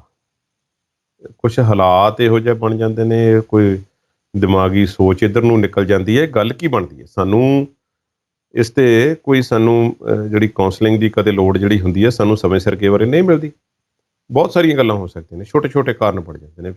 ਜਦੋਂ ਜੇ ਅਸੀਂ ਫਿਲਮਾਂ ਵਗੈਰਾ ਦੀ ਜਾਂ ਪੰਜਾਬ ਦੇ ਹਾਲਾਤਾਂ ਦੀ ਪਿਛਲਿਆਂ ਦੀ ਗੱਲ ਕਰੀਏ, ਤੇ ਕਈ ਵਾਰੀ ਕਾਨੂੰਨ ਤੋਂ ਹੀ ਦੁਖੀ ਹੋ ਕੇ ਜਿਹੜੇ ਨੇ ਅਜਿਹੇ ਲੋਕ ਜਿਹੜੇ ਭੱਜ ਹੋ ਜਾਂਦੇ ਨੇ, ਬੜੇ ਨੈਸ਼ਨਲ ਲੈਵਲ ਦੇ ਪਲੇਅਰ, ਕੋਈ ਚੰਗੇ ਪਰਿਵਾਰਾਂ ਦੇ ਵਿੱਚੋਂ ਉੱਠੇ ਹੋਏ ਨੌਜਵਾਨ ਜਿਹੜੇ ਨੇ ਇਸ ਕੰਮ ਵਿੱਚ ਪੈ ਗਏ ਨੇ। ਚਲੋ, ਇੱਕ ਪਿੱਛੇ ਜਿਹੇ ਇੱਕ ਸਾਬਕਾ ਗੈਂਗਸਟਰ ਜੋ ਕਾਫੀ ਸਮਾਂ ਪਹਿਲਾਂ ਮਾਰਿਆ ਗਿਆ ਸੀ, ਉਸਦੇ ਪਿਤਾ ਦੀ ਵੀਡੀਓ ਸਾਹਮਣੇ ਆਈ ਸੀ। ਉਹਨਾਂ ਨੇ ਬੜੇ ਇਮੋਸ਼ਨਲ ਹੋ ਕੇ ਗੱਲਾਂ ਕੀਤੀਆਂ ਕਿ ਦੇਖੋ ਸਾਡਾ ਬੇਟਾ ਵੀ ਇਸ ਤਰ੍ਹਾਂ ਅਸੀਂ ਗਵਾਇਆ, ਚੰਗਾ ਭਲਾ ਸੀ, ਇਹ ਨੌਜਵਾਨਾਂ ਨੂੰ ਪਰਤਣਾ ਚਾਹੀਦਾ। ਚਲੋ ਇੱਧਰ ਆਉਂਦੇ ਹਾਂ ਜੀ। ਮੂਸੇਵਾਲਾ ਦੇ ਕਤਲ ਤੋਂ ਬਾਅਦ ਜਿਹੜੇ 2 ਮੋਡਿਊਲ ਸੀ, ਸਾਰਿਆਂ ਨੂੰ ਪਤਾ ਹੈ ਕਿ 2 ਮੋਡਿਊਲ ਵਿੱਚ ਇੱਕ ਬਲੈਰੋ ਗੱਡੀ ਸੀ ਜਿਸ ਨੂੰ ਕਸ਼ਿਸ਼ ਕੁਲਦੀਪ ਜਿਸ ਦਾ ਨਾਮ ਹੈ ਉਹ ਚਲਾਉਂਦਾ ਸੀ। ਉਸ ਵਿੱਚ ਅੰਕਿਤ ਸ਼ੇਰਸ਼ਾਹ, ਦੀਪਕ ਮੁੰਡੀ ਤੇ ਪ੍ਰਿਆਵਰਤ ਫੌਜੀ ਉਹ ਉਸ ਵਿੱਚ ਸਵਾਰ ਸੀ। ਦੂਸਰੀ ਗੱਡੀ ਵਿੱਚ ਜਗਦੀਪ, ਰੂਪਾ ਤੇ ਮਨਪ੍ਰੀਤ ਮਨੂ ਵਗੈਰਾ ਸਨ। ਹੁਣ ਉੱਥੋਂ ਇਹ ਖਿਲਰ ਪਸਰ ਗਏ ਤੇ ਇੱਕ ਵੀਡੀਓ ਇਹਨਾਂ ਦੀ ਪਹਿਲਾਂ ਜਿਹੜੀ ਸੀ, ਉਦੋਂ ਇੱਕ ਇਹਨਾਂ ਦੇ ਵਿੱਚੋਂ ਇੱਕੋ ਹੀ ਵਿਅਕਤੀ ਜਦੋਂ ਗ੍ਰਿਫਤਾਰ ਹੋਇਆ ਤਾਂ ਉਸਦੇ ਫੋਨ ਵਿੱਚੋਂ ਜਿਹੜੀ ਮਿਲੀ ਕਿ ਗੱਡੀ ਦੇ ਵਿੱਚ ਗਾਣੇ ਲਾ ਕੇ ਹਥਿਆਰ ਵੀ ਉਲਾਰਦੇ ਹੋਏ ਵੇਖੇ ਜਾ ਸਕਦੇ ਨੇ ਤੇ ਜਸ਼ਨ ਮਨਾ ਰਹੇ ਨੇ। ਹੁਣ ਜਸ਼ਨ ਮਨਾਉਂਦਿਆਂ ਦੀ ਉਹ ਵੀਡੀਓ ਤੇ ਦੇਖੀ। ਉਸ ਤੋਂ ਬਾਅਦ ਪੰਜਾਬ ਦੇ ਵਿੱਚ 2 ਦਾ ਮੁਕਾਬਲਾ ਵੀ ਹੋ ਜਾਂਦਾ, ਫੜੋ ਫੜੀ ਚੱਲਦੀ ਹੈ। ਹੁਣ ਇੱਕ ਹੋਰ ਫੋਟੋਆਂ ਦਾ ਇੱਕ ਜਿਹੜਾ ਸਿਲਸਿਲਾ ਜਿਹਾ ਉਹ ਸਾਹਮਣੇ ਆਇਆ, ਉਹ ਇਹ ਹੈ ਕਿ ਗੁਜਰਾਤ ਦੀ ਮੁੰਦਰਾ ਪੋਰਟ ਜਿਹੜੀ ਹੈ ਉੱਥੋਂ, ਇਹ ਮੁੰਦਰਾ ਪੋਰਟ ਤੋਂ ਉੱਥੋਂ ਜਿਹੜੀਆਂ ਫੋਟੋਆਂ ਸਾਹਮਣੇ ਆਈਆਂ, ਹੁਣ ਸਾਰਿਆਂ ਨੂੰ ਪਤਾ ਹੈ ਕਿ ਇਹ ਬੜੀ ਵੱਡੀ ਪੋਰਟ ਹੈ, ਅਡਾਨੀ ਗਰੁੱਪ ਦੀ ਹੈ, ਔਰ ਤੁਹਾਨੂੰ ਪੰਜਾਬ ਦੇ ਨਾਲ ਤੇ ਸਮੁੰਦਰ ਲੱਗਦਾ ਨਹੀਂ ਹੈ। ਕਾਂਡਲਾ ਬੰਦਰਗਾਹ ਹੈ, ਮੁੰਦਰਾ ਹੈ, ਹੋਰ ਬਹੁਤ ਸਾਰੀਆਂ ਹੈਗੀਆਂ ਇੰਡੀਆ ਵਿੱਚ। ਗੁਜਰਾਤ ਨੇ ਕਾਫੀ ਡਿਵੈਲਪਮੈਂਟ ਇਸ ਮੁੱਦੇ ਤੇ ਕੀਤੀ ਹੈ ਕਿਉਂਕਿ ਸਮੁੰਦਰ ਨਾਲ ਲੱਗਦਾ ਹੈ। ਹੁਣ ਉੱਥੇ ਮੁੰਦਰਾ ਪੋਰਟ ਦੇ ਲਾਗੇ ਇੱਕ ਅਪਾਰਟਮੈਂਟ ਲਿਆ ਹੋਇਆ ਸੀ ਇਹਨਾਂ ਨੇ, ਔਰ ਉੱਥੇ ਪਹਿਲਾਂ ਤੋਂ ਹੀ ਪਲਾਨਿੰਗ ਸੀ। ਜੋ ਅਪਾਰਟਮੈਂਟ ਦੇ ਵਿੱਚ ਜਦੋਂ ਇਹ ਪੰਜਾਬ ਤੋਂ ਕਾਰਵਾਈ ਕਰਕੇ ਭੱਜਦੇ ਨੇ ਕਤਲ ਕਰਕੇ, ਤੇ ਫਿਰ ਉੱਥੇ ਇਹਨਾਂ ਨੂੰ ਰਿਸੀਵ ਕਰਦਾ ਹੈ ਕੋਈ ਵਿਅਕਤੀ, ਤੇ ਫਿਰ ਉੱਥੇ ਇਕੱਠੇ ਹੋ ਕੇ ਜਸ਼ਨ ਵਗੈਰਾ ਮਨਾਉਂਦੇ ਨੇ। ਪਾਰਟੀ ਕੀਤੀ ਹੈ ਪੋਰਟ ਦੇ ਉੱਪਰ ਇਹਨਾਂ ਨੇ ਸਮੁੰਦਰ ਤੇ ਫੋਟੋਆਂ ਆਈਆਂ ਨੇ। ਉਸ ਇੱਕ ਵੱਡੀ ਫੋਟੋ ਦੇ ਵਿੱਚ 5 ਜਣੇ ਜਿਹੜੇ ਨੇ ਵੇਖੇ ਜਾ ਸਕਦੇ ਨੇ, ਜਿਸ ਵਿੱਚ ਅੰਕਿਤ ਸਿਰਸਾ ਹੈ, ਦੀਪਕ ਮੁੰਡੀ ਹੈ, ਸਚਿਨ ਫਿਵਾਨੀ ਹੈ, ਪ੍ਰਿਆਵਤ ਫੌਜੀ ਹੈ, ਕਪਿਲ ਪੰਡਿਤ ਤੇ ਕਸ਼ਿਸ਼, ਜਿਸ ਨੂੰ ਕੁਲਦੀਪ ਆਖਿਆ ਜਾਂਦਾ। ਇਹ ਸਾਰੇ ਹੀ ਜਿਹੜੇ ਨੇ ਹੁਣ ਤੱਕ ਗ੍ਰਿਫਤ ਦੇ ਵਿੱਚ ਆ ਚੁੱਕੇ ਨੇ। ਇਹਨਾਂ ਵਿੱਚੋਂ ਦੀਪਕ ਮੁੰਡੀ ਜਿਹੜਾ ਹੈ ਉਹ ਫਰਾਰ ਦੱਸਿਆ ਜਾਂਦਾ, ਤੇ ਪੁਲਿਸ ਸਭ ਤੋਂ ਵੱਧ ਭੰਬਲ ਭੂਸੇ ਵਿੱਚ ਇਸੇ ਵਿਅਕਤੀ ਦੇ ਬਾਰੇ ਹੈ। ਉਹ ਹੈਰਾਨੀ ਦੀ ਗੱਲ ਇਹ ਹੈ ਕਿ ਨਾ ਤਾਂ ਉਸਦੇ ਪਿਤਾ ਬਾਰੇ ਪਤਾ ਹੈ ਕਿ ਉਸਦਾ ਬਾਪ ਕੌਣ ਹੈ, ਉਹ ਕਿਸ ਤਰ੍ਹਾਂ ਦਾ ਹੈ, ਤੇ ਉਸਦੇ ਘਰ ਦਾ ਐਡਰੈਸ ਕੀ ਹੈ, ਪੱਕਾ ਪਤਾ ਉਸਦਾ ਕੀ ਹੈ, ਉਸਦਾ ਥਹੁ ਪਤਾ ਅਸਲ ਦੇ ਵਿੱਚ ਕੋਈ ਨਹੀਂ ਹੈ। ਪਤਾ ਨਹੀਂ ਕੀ ਗੱਲ ਹੈ। ਪੰਜਾਬ ਪੁਲਿਸ ਨੇ ਜਿਹੜੀ ਚਾਰਜਸ਼ੀਟ ਫਾਈਲ ਕੀਤੀ ਸੀ, ਜਿਸ ਵਿੱਚ ਕਾਫੀ ਸਾਰੇ ਲੋਕਾਂ ਦੇ ਨਾਮ ਸੀ, ਉਹਦੇ ਵਿੱਚ ਵੀ ਜਿਹੜਾ ਹੈ ਉਹ ਮੁੰਡੀ ਦੇ ਬਾਰੇ ਕੁਝ ਖਾਸ ਪੁਲਿਸ ਨਹੀਂ ਸੀ ਦੱਸ ਸਕੀ। ਹੁਣ ਬਾਕੀ ਗ੍ਰਿਫਤ ਦੇ ਵਿੱਚ ਨੇ, ਅਜ਼ਰਬਾਈਜਾਨ ਦੇ ਵਿੱਚੋਂ ਵੀ ਇੱਕ ਫੜਿਆ ਗਿਆ ਹੈ, ਸਾਰਿਆਂ ਨੂੰ ਪਤਾ ਹੈ, ਤੇ ਵਿਦੇਸ਼ਾਂ ਵਿੱਚ ਇੱਕ ਦੋ ਹੋਰ ਬੈਠੇ ਹੋਏ ਨੇ ਜਿਨ੍ਹਾਂ ਦੇ ਬਾਰੇ ਟ੍ਰੇਸਿੰਗ ਜਿਹੜੀ ਆ ਉਹ ਚੱਲ ਰਹੀ ਹੈ। ਸਾਨੂੰ ਉਹਦੇ ਬਾਰੇ ਪੁਲਿਸ ਨੇ ਜਾਂ ਕਿਸੇ ਨੇ ਹੋਰ ਅਜੇ ਤੱਕ ਬਹੁਤੀ ਜਾਣਕਾਰੀ ਨਹੀਂ ਦਿੱਤੀ। ਇੱਕ ਦੇ ਕੀਨੀਆ ਵਿੱਚ ਹੋਣ ਦਾ ਖਦਸ਼ਾ ਅਜੇ ਦੱਸਿਆ ਗਿਆ। ਹੁਣ ਇਸ ਵਿੱਚ ਚੱਲ ਬਹੁਤ ਕੁਝ ਰਿਹਾ। ਇੱਕ ਤੇ SHO ਜਿਹੜੇ ਨੇ, ਇੰਸਪੈਕਟਰ ਜਿਹੜੇ ਨੇ, ਪੁਲਿਸ ਅਫਸਰ ਅੰਗਰੇਜ਼ ਸਿੰਘ, ਉਹਨਾਂ ਦੀ ਬਦਲੀ ਕਰ ਦਿੱਤੀ ਗਈ ਇਸ ਕੇਸ ਦੇ ਵਿੱਚ, ਜਿਹੜੇ ਜਾਂਚ ਕਰ ਰਹੇ ਸੀ। ਜਾਂਚ ਤੇ ਬਹੁਤ ਉੱਚ ਪੱਧਰ ਦੀ ਹੈ। ਅਸਲ ਵਿੱਚ ਜਾਂਚ ਤੇ ਸਿੱਟ ਕਰ ਰਹੀ ਹੈ, ਪਰ ਸਿੱਟ ਭਾਵੇਂ ਜਾਂਚ ਕਰ ਰਹੀ ਹੋਵੇ, ਪਰ ਉਸ ਵੇਲੇ ਜਿਹੜੇ ਇੰਸਪੈਕਟਰ ਸੀ ਉੱਥੇ ਮੌਕੇ ਤੇ ਜਦੋਂ ਇਹ ਘਟਨਾ ਹੁੰਦੀ ਹੈ, ਤੇ ਉਹਨਾਂ ਦੇ ਜ਼ਰੀਏ ਜਿਹੜੀ ਹੈ ਇਹ ਸਾਰਾ ਚਾਰਜਸ਼ੀਟ ਜਿਹੜੀ ਹੈ ਫਾਈਲ ਕੀਤੀ ਜਾਣੀ ਹੈ। ਪਰ ਉਹਨਾਂ ਨੂੰ ਇਸ ਕੇਸ ਤੋਂ ਲਾਂਭੇ ਕੀਤੇ ਜਾਣਾ ਕਈ ਸਵਾਲ ਖੜੇ ਕਰਦਾ ਹੈ। ਉਹ ਸਵਾਲ ਵੈਸੇ ਉਹ ਇਸ ਕਰਕੇ ਨਹੀਂ, ਆਮ ਤੌਰ ਤੇ ਅਫਸਰਾਂ ਨੂੰ ਜਦੋਂ ਬਦਲੀ ਕੀਤਾ ਜਾਂਦਾ ਉਹਦੇ ਕਾਰਨ ਜਿਹੜੇ ਨੇ ਉਹ ਇਹ ਦੱਸੇ ਜਾਂਦੇ ਨੇ ਆਮ ਤੌਰ ਤੇ ਕਿ ਕੰਮ ਨਹੀਂ ਸੀ ਠੀਕ, ਬਦਲੀ ਕਰ ਦਿਓ ਆਓ, ਜਾਂ ਤਸੱਲੀ ਨਹੀਂ ਸੀ। ਇਹ ਗੱਲ ਨਹੀਂ ਸੀ। ਅਸਲ ਵਿੱਚ ਉਹਨਾਂ ਦੀ ਸੁਰੱਖਿਆ ਨੂੰ ਲੈ ਕੇ, ਕਿਉਂਕਿ ਉਹਨਾਂ ਨੂੰ ਸਿੱਧੀਆਂ ਧਮਕੀਆਂ ਜਿਹੜੀਆਂ ਸੀ ਉਹ ਗੈਂਗਸਟਰਾਂ ਵੱਲੋਂ, ਵਿਦੇਸ਼ਾਂ ਵਿੱਚ ਬੈਠਿਆਂ ਵੱਲੋਂ ਜਾਂ ਹੋਰਨਾਂ ਵੱਲੋਂ ਮਿਲਣ ਲੱਗ ਪਈਆਂ ਸੀ ਕਿ ਤੁਸੀਂ ਪਿੱਛੇ ਹਟ ਜਾਓ, ਨਹੀਂ ਤੇ ਅਸੀਂ ਕਿਸੇ ਨੂੰ ਛੱਡਾਂਗੇ ਨਹੀਂ। ਉਹਨਾਂ ਦੀ ਸੁਰੱਖਿਆ ਵਧਾਈ ਗਈ, ਫੈਮਿਲੀ ਦੀ, ਉਹਨਾਂ ਦੀ ਆਪਣੀ, ਤੇ ਹੁਣ ਉਹਨਾਂ ਨੂੰ ਬਦਲੀ ਕਰਕੇ ਉਹਨਾਂ ਦੀ ਜਗ੍ਹਾ ਤੇ ਗੁਰਲਾਲ ਸਿੰਘ ਨੂੰ ਲਾਇਆ ਗਿਆ। ਮੁੱਖ ਜਾਂਚ ਜਿਹੜੀ ਹੈ ਉਹ ਸਿੱਟ ਕਰ ਰਹੀ ਹੈ, ਜਿਸ ਵਿੱਚ ਜਸਕਰਨ ਸਿੰਘ IG ਨੇ, ਗੌਰਵ ਧੂਰਾ SSP ਨੇ, ਗੁਰਮੀਤ ਚੌਹਾਨ ਜਿਹੜੇ ਨੇ AIG ਨੇ। ਹੁਣ ਇਹ ਸਾਰੇ ਜਿਹੜੇ ਨੇ ਬੰਦੇ ਜਿਹੜੇ ਨੇ ਇਸ ਵਿੱਚ ਸ਼ਾਮਲ ਨੇ। ਇੱਕ ਵੱਡੀ ਟੀਮ ਜਿਹੜੀ ਇਸ ਵੇਲੇ ਵੀ ਲੱਗੀ ਹੋਈ ਹੈ। ਔਰ ਜਿਹੜੀ ਗੱਲ ਅਸੀਂ ਕੀਤੀ ਹੈ ਕਿ ਉੱਥੋਂ ਪੋਰਟ ਤੋਂ ਜਦੋਂ ਪੰਜਾਬ ਤੋਂ ਗਏ ਨੇ, ਤੇ ਉੱਥੇ ਇੱਕ ਨੇ ਇਹਨਾਂ ਨੂੰ ਰਿਸੀਵ ਕੀਤਾ, ਫਿਰ ਉੱਥੇ ਕਾਫੀ ਦਿਨ ਇਹਨਾਂ ਨੇ ਪਾਰਟੀਆਂ ਵਗੈਰਾ ਕੀਤੀਆਂ, ਤੇ ਫੋਨ ਦੇ ਜ਼ਰੀਏ ਸਾਰੀ ਟ੍ਰੇਸਿੰਗ ਜਿਹੜੀ ਹੈ ਇਹਨਾਂ ਦੀ ਫਿਰ ਉੱਥੇ ਤੱਕ ਛੇਤੀ ਹੋ ਗਈ, ਤੇ ਉਹਨਾਂ ਨੂੰ ਗ੍ਰਿਫਤਾਰ ਕਰ ਲਿਆ ਗਿਆ। ਪਰ ਮੈਂ ਇੱਕ ਗੱਲ ਇੱਥੇ ਸਵਾਲ ਸਵਲੀਨ ਇਹ ਵੀ ਪੈਦਾ ਹੁੰਦਾ, ਫਿਰ ਲੱਭਾਂਗੇ ਚਲੋ ਸਮੇਂ ਦੇ ਹਿਸਾਬ ਨਾਲ, ਕਿ ਦੇਖੋ ਜਦੋਂ ਇੰਨੀ ਵੱਡੀ ਘਟਨਾ, ਜਦੋਂ ਇਹ ਸਾਰੇ ਹਿਸਟਰੀ ਸ਼ੀਟਰ ਸਨ, ਇਹਨਾਂ ਤੇ ਪਹਿਲੇ ਕਤਲ ਦੇ ਮਾਮਲੇ ਜਿਹੜੇ ਸੀ ਦਰਜ ਹੋਏ ਸੀ। ਇਹਨਾਂ ਨੇ ਬਹੁਤ ਜ਼ਿਆਦਾ ਜਿਹੜੇ ਨੇ ਇਸ ਤਰ੍ਹਾਂ ਦੇ ਹੋਰ ਡਕੈਤੀਆਂ, ਚੋਰੀਆਂ, ਐਕਸਟੋਰਸ਼ਨ, ਜਿਹੜੇ ਪੈਸੇ ਲੈਣ ਦੇਣ ਵਗੈਰਾ ਦਾ, ਕਿਉਂਕਿ ਜੇ ਉਹ ਕੰਮ ਕੋਈ ਨਹੀਂ ਕਰਦੇ, ਇੰਨਾ ਵੱਡਾ ਸਿਸਟਮ ਚਲਾ ਰਹੇ ਨੇ, ਉਹਨਾਂ ਕੋਲੋਂ ਸਫਿਸਟੀਕੇਟਡ ਹਥਿਆਰ, ਗੱਡੀਆਂ, ਮੋਬਾਈਲ ਜਿਹੜੇ ਨੇ ਬਰਾਮਦ ਹੋ ਰਹੇ ਨੇ। ਅਕਸਰ ਉਹ ਪੈਸਾ ਤੇ ਕਿਤੇ ਉਹਨਾਂ ਨੂੰ ਮਿਲਦਾ ਹੈ ਨਾ, ਕਿ ਫਰੌਤੀ ਲੈਂਦੇ ਸੀ, ਕੀ ਕਰਦੇ ਸੀ। ਪਰ ਗੱਲ ਹੈ ਕਿ ਜੇ ਇੰਨੇ ਵੱਡੇ ਵਿਅਕਤੀ, ਜੇ ਮੂਸੇਵਾਲਾ ਦੇ ਕਤਲ ਦੇ ਮਗਰੋਂ ਹੁਣ ਤੇ ਤਕਰੀਬਨ ਇਹ ਕਹਿ ਲੈ ਕਿ ਮੁੰਡੀ ਦੀ ਗੱਲ ਕਰ ਰਹੀ ਹੈ, ਜਾਂ ਜਿਹੜੇ ਵਿਦੇਸ਼ਾਂ ਵਿੱਚ ਬੈਠੇ ਹੋਏ ਨੇ ਉਹ ਬਚੇ ਨੇ, ਬਾਕੀ ਤੇ ਸਾਰੇ ਫੜ ਲਏ ਨੇ। ਜੇ ਉਹ ਫੜ ਲਏ ਨੇ ਤੇ ਪਹਿਲਾਂ ਸਾਰੇ ਹੀ ਬੰਦੇ ਨੋਨ ਸੀ, ਤੇ ਇਹਨਾਂ ਨੂੰ ਕਿਉਂ ਨਾ ਹੱਥ ਪਾਇਆ ਗਿਆ? ਅੱਜ ਵੀ ਕਿਉਂ ਨਹੀਂ ਹੱਥ ਪਾਇਆ ਜਾ ਰਿਹਾ? ਇਹ ਕੀ ਅਸੀਂ ਕਿਸੇ ਵੱਡੀ ਘਟਨਾ ਦਾ ਇੰਤਜ਼ਾਰ ਕਰਦੇ ਰਹਿੰਦੇ ਹਾਂ?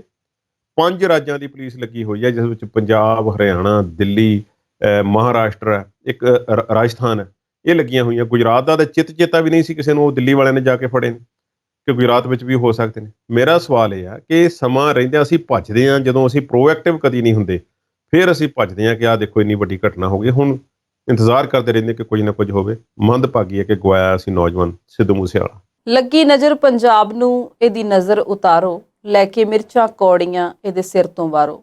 ਕੁਲਦੀਪ ਜੀ, ਪੰਜਾਬ ਨੂੰ ਸੱਚੀ ਨਜ਼ਰ ਲੱਗ ਗਈ ਹੈ। ਨਸ਼ਿਆਂ ਦੇ ਕੋੜ ਨੇ ਪੰਜਾਬ ਖਾ ਲਿਆ।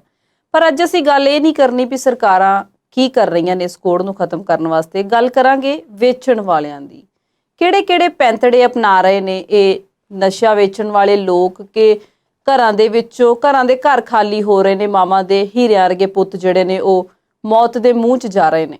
ਤੁਸੀਂ ਡਾਕਟਰ ਸੁਰਜੀਤ ਪਾਤਰ ਦੀਆਂ ਬੜੀਆਂ ਖੂਬਸੂਰਤ ਲਾਈਨਾਂ ਸੁਣਾਈਆਂ ਨੇ। ਇਹ ਗੱਲ ਹੈ ਕਿ ਜਿਵੇਂ ਮੈਂ ਪਹਿਲਾਂ ਪ੍ਰੋਗਰਾਮ 'ਚ ਗੱਲ ਕੀਤੀ ਸੀ ਨਾ ਕਿ ਕੁਝ ਚੀਜ਼ਾਂ ਜਿਹੜੀਆਂ ਨੇ ਟਾਰਗੇਟ ਕਰਕੇ ਚੱਲਦੀਆਂ ਨੇ। ਬਰੀਡਿੰਗ ਗਰਾਊਂਡ ਕਿੱਥੇ ਹੋ ਸਕਦੀ ਹੈ ਕਿਸ ਚੀਜ਼ ਦੀ? ਹੁਣ ਉਹ ਬਰੀਡਿੰਗ ਗਰਾਊਂਡ ਜਿਵੇਂ ਦੱਸਿਆ ਸੀ ਕਿ ਈਸਾਈ ਮਿਸ਼ਨਰੀ ਜਿਹੜੇ ਹੋ ਸਕਦਾ ਕਿ ਗਰੀਬ ਇਲਾਕਿਆਂ ਨੂੰ ਟਾਰਗੇਟ ਕਰਦੇ ਹੋਣ। ਇਸੇ ਤਰ੍ਹਾਂ ਜਿਹੜੇ ਇਹ ਨਸ਼ੇ ਨੇ, ਸਿੰਥੈਟਿਕ ਨਸ਼ੇ, ਦੂਸਰੇ ਤੀਸਰੇ, ਜਿਸ ਵਿੱਚ ਹੈਰੋਇਨ ਦਾ ਨਾਮ ਹੈ, ਮੈਥਮਫੈਟਾਮਾਈਨ ਹੈ ਜਿਹਨੂੰ, ਜਾਂ ਕੋਈ ਚਿੱਟਾ ਵਗੈਰਾ, ਟੈਕਨੀਕਲ ਨੇਮ ਮੈਨੂੰ ਨਹੀਂ ਪਤਾ ਉਸਦਾ ਕੀ ਹੈ, ਹੋਰ ਹਜ਼ਾਰਾਂ ਹੋਣਗੇ, ਟੀਕੇ, ਪਤਾ ਨਹੀਂ ਕੀ ਗੋਲੀਆਂ, ਜੋ ਵੀ ਆ। ਇਹ ਸਾਰਾ ਕੁਝ ਦਾ ਪਸਾਰਾ ਉੱਥੇ ਹੋਵੇਗਾ ਨਾ ਜਿੱਥੇ ਜਿਹੜੇ ਇਸ ਦਾ ਸੇਵਨ ਕਰਨ ਵਾਲੇ ਉਹਨਾਂ ਦੀ ਜੇਬ 'ਚ ਪੈਸੇ ਹੋਣਗੇ। ਤੇ ਪੰਜਾਬ ਇਸ ਦੀ ਬਰੀਡਿੰਗ ਗਰਾਊਂਡ ਬਣੀ। ਹੁਣ ਉੜਤਾ ਪੰਜਾਬ ਮੂਵੀ ਬਣੀ, ਸਾਰਿਆਂ ਨੇ ਬੜਾ ਗਿਲਾ ਕੀਤਾ। ਅਕਾਲੀ ਸਰਕਾਰ ਸੀ, ਅਕਾਲੀ ਕਹਿੰਦੇ ਜੀ ਬਦਨਾਮ ਕਰਨ ਦੀ ਕੋਸ਼ਿਸ਼ ਆ। ਰਾਹੁਲ ਗਾਂਧੀ ਨੇ ਇੱਕ ਵਾਰੀ ਪੰਜਾਬ ਆ ਕੇ ਕਹਿ ਦਿੱਤਾ ਕਿ ਇੱਥੇ ਨਸ਼ੇ ਜਿਹੜੇ ਨੇ ਉਹ ਨੌਜਵਾਨ ਕਰ ਰਹੇ ਨੇ ਤੇ ਨਸ਼ਿਆਂ ਨੇ ਖਾ ਲਿਆ ਪੰਜਾਬ ਨੂੰ। ਅਕਾਲੀਆਂ ਨੇ ਬੜਾ ਗੁੱਸਾ ਕੀਤਾ ਇਸ ਗੱਲ ਦਾ ਤੇ 4 ਦਿਨਾਂ ਬਾਅਦ ਮੁਹਿੰਮ ਚਲਾ ਦਿੱਤੀ ਆਪਣੇ ਚਹੇਤੇ ਚੈਨਲ ਦੇ ਉੱਪਰ। ਲਓ ਜੀ, ਅਸੀਂ ਨਸ਼ਿਆਂ ਤਾਂ ਹੁਣ ਨਸ਼ਾ ਮੁਕਤ ਹੋਵੇਗਾ ਪੰਜਾਬ ਨੂੰ। ਗੋਲੀਆਂ ਦੇ ਦਿੱਤੀਆਂ ਜੀਭ ਥੱਲੇ ਰੱਖਣ ਵਾਸਤੇ, ਕੇਂਦਰ ਖੋਲ੍ਹ ਦਿੱਤੇ। ਇਸ ਤਰ੍ਹਾਂ ਨਸ਼ੇ ਛੁੱਟਦੇ ਨੇ ਦੁਨੀਆ ਦੇ ਵਿੱਚ? ਤੁਸੀਂ ਸਿਸਟਮ ਵੇਖਿਆ? ਇਹੋ ਜਿਹੜੇ ਰੀਹੈਬ ਸੈਂਟਰ ਨੇ ਉਹ ਕਿਤੇ ਕਮਲਿਆਂ ਨੇ ਖੋਲ੍ਹੇ ਹੋਏ ਨੇ। ਥਾਂ ਤੇ ਨਸ਼ਾ ਛਡਾਊ ਕੇਂਦਰ ਖੁੱਲ੍ਹ ਗਏ, ਹਰ ਅੱਡੇ ਤੇ, ਹਰ ਮੋੜ ਤੇ। ਉਹਨਾਂ ਦੀ ਅਸਲੀਅਤ ਕੀ ਹੈ ਕਦੇ ਕਿਸੇ ਨੇ ਘੋਖਿਆ? ਸਾਡੇ ਨੱਕ ਥੱਲੇ ਸਭ ਕੁਝ ਹੋਈ ਜਾਂਦਾ, ਸਾਨੂੰ ਸਭ ਨੂੰ ਪਤਾ। ਉੱਥੇ ਜਿਹੜੇ ਬੱਚੇ ਦਾਖਲ ਨੇ, ਉੱਥੇ ਉਹਨਾਂ ਬੱਚਿਆਂ ਨੂੰ ਭੇਜਣ ਵਾਲਿਆਂ ਦੇ ਮਾਪਿਆਂ ਨੂੰ ਪਤਾ ਹੈ ਕਿ ਉੱਥੇ ਕੀ ਹੋ ਰਿਹਾ, ਫਿਰ ਵੀ ਉਹ ਆਪਣੀ ਜਾਨ ਸੌਖੀ ਕਰਕੇ ਉਹਨਾਂ ਨੂੰ ਉੱਥੇ ਛੱਡ ਆਉਂਦੇ ਨੇ। ਘੱਟੋ ਘੱਟ ਕੋਲੋਂ ਪੈਸੇ ਦੇ ਆਉਂਦੇ ਨੇ ਕਿ ਆਹ ਲਓ 10, 20, 30 ਹਜ਼ਾਰ ਫੜ ਲਓ ਮਹੀਨੇ ਦਾ, ਸਾਡੀ ਜਾਨ ਤੇ ਛੁੱਟੀ ਰਹੇ ਜੀ। ਤੇ ਤਰਾਸਦੀ ਆ। ਹੁਣ ਜਦੋਂ ਜਿਹੜੇ ਗੈਰ ਸਮਾਜੀ ਅਨਸਰ ਹੁੰਦੇ ਨੇ, ਉਹਨਾਂ ਨੇ ਬਰੀਡਿੰਗ ਗਰਾਊਂਡ ਦੇਖਣੀ ਹੁੰਦੀ ਹੈ ਕਿ ਕਿੱਥੇ ਕੀ ਚੱਲ ਸਕਦਾ ਹੈ। ਪੰਜਾਬ ਨੂੰ ਦੇਖਿਆ ਗਿਆ ਕਿ ਪੰਜਾਬ ਦੇ ਵਿੱਚ ਜਿਹੜਾ ਖੁਸ਼ਹਾਲੀ ਹੈ ਥੋੜ੍ਹੀ ਜਿਹੀ ਬਾਕੀ ਸੂਬਿਆਂ ਨਾਲੋਂ, ਤੇ ਕਿਉਂ ਨਾ ਇੱਥੇ ਨਸ਼ੇ ਵਗੈਰਾ। ਹੁਣ ਪੰਜਾਬ ਰਸਤਾ ਵੀ ਹੈ, ਪਾਕਿਸਤਾਨ ਤੇ ਅਫਗਾਨਿਸਤਾਨ ਦੇ ਵਿੱਚੋਂ ਬਹੁਤੇ ਸਪਲਾਈ ਹੁੰਦੇ ਨੇ, ਇਸ ਗੱਲ ਦਾ ਵੀ ਪਤਾ ਹੈ। ਸਰਹੱਦ ਜਿਹੜੀ ਕੌਮੀ ਹੈ, ਪਾਕਿਸਤਾਨ ਨਾਲ ਸਭ ਤੋਂ ਲੰਬੀ ਸਰਹੱਦ ਭਾਰਤ ਦੀ ਜਿਹੜੀ ਹੈ ਉਹ ਇਸ ਪਾਸੇ ਲੱਗਦੀ ਹੈ ਪੰਜਾਬ ਦੇ ਨਾਲ।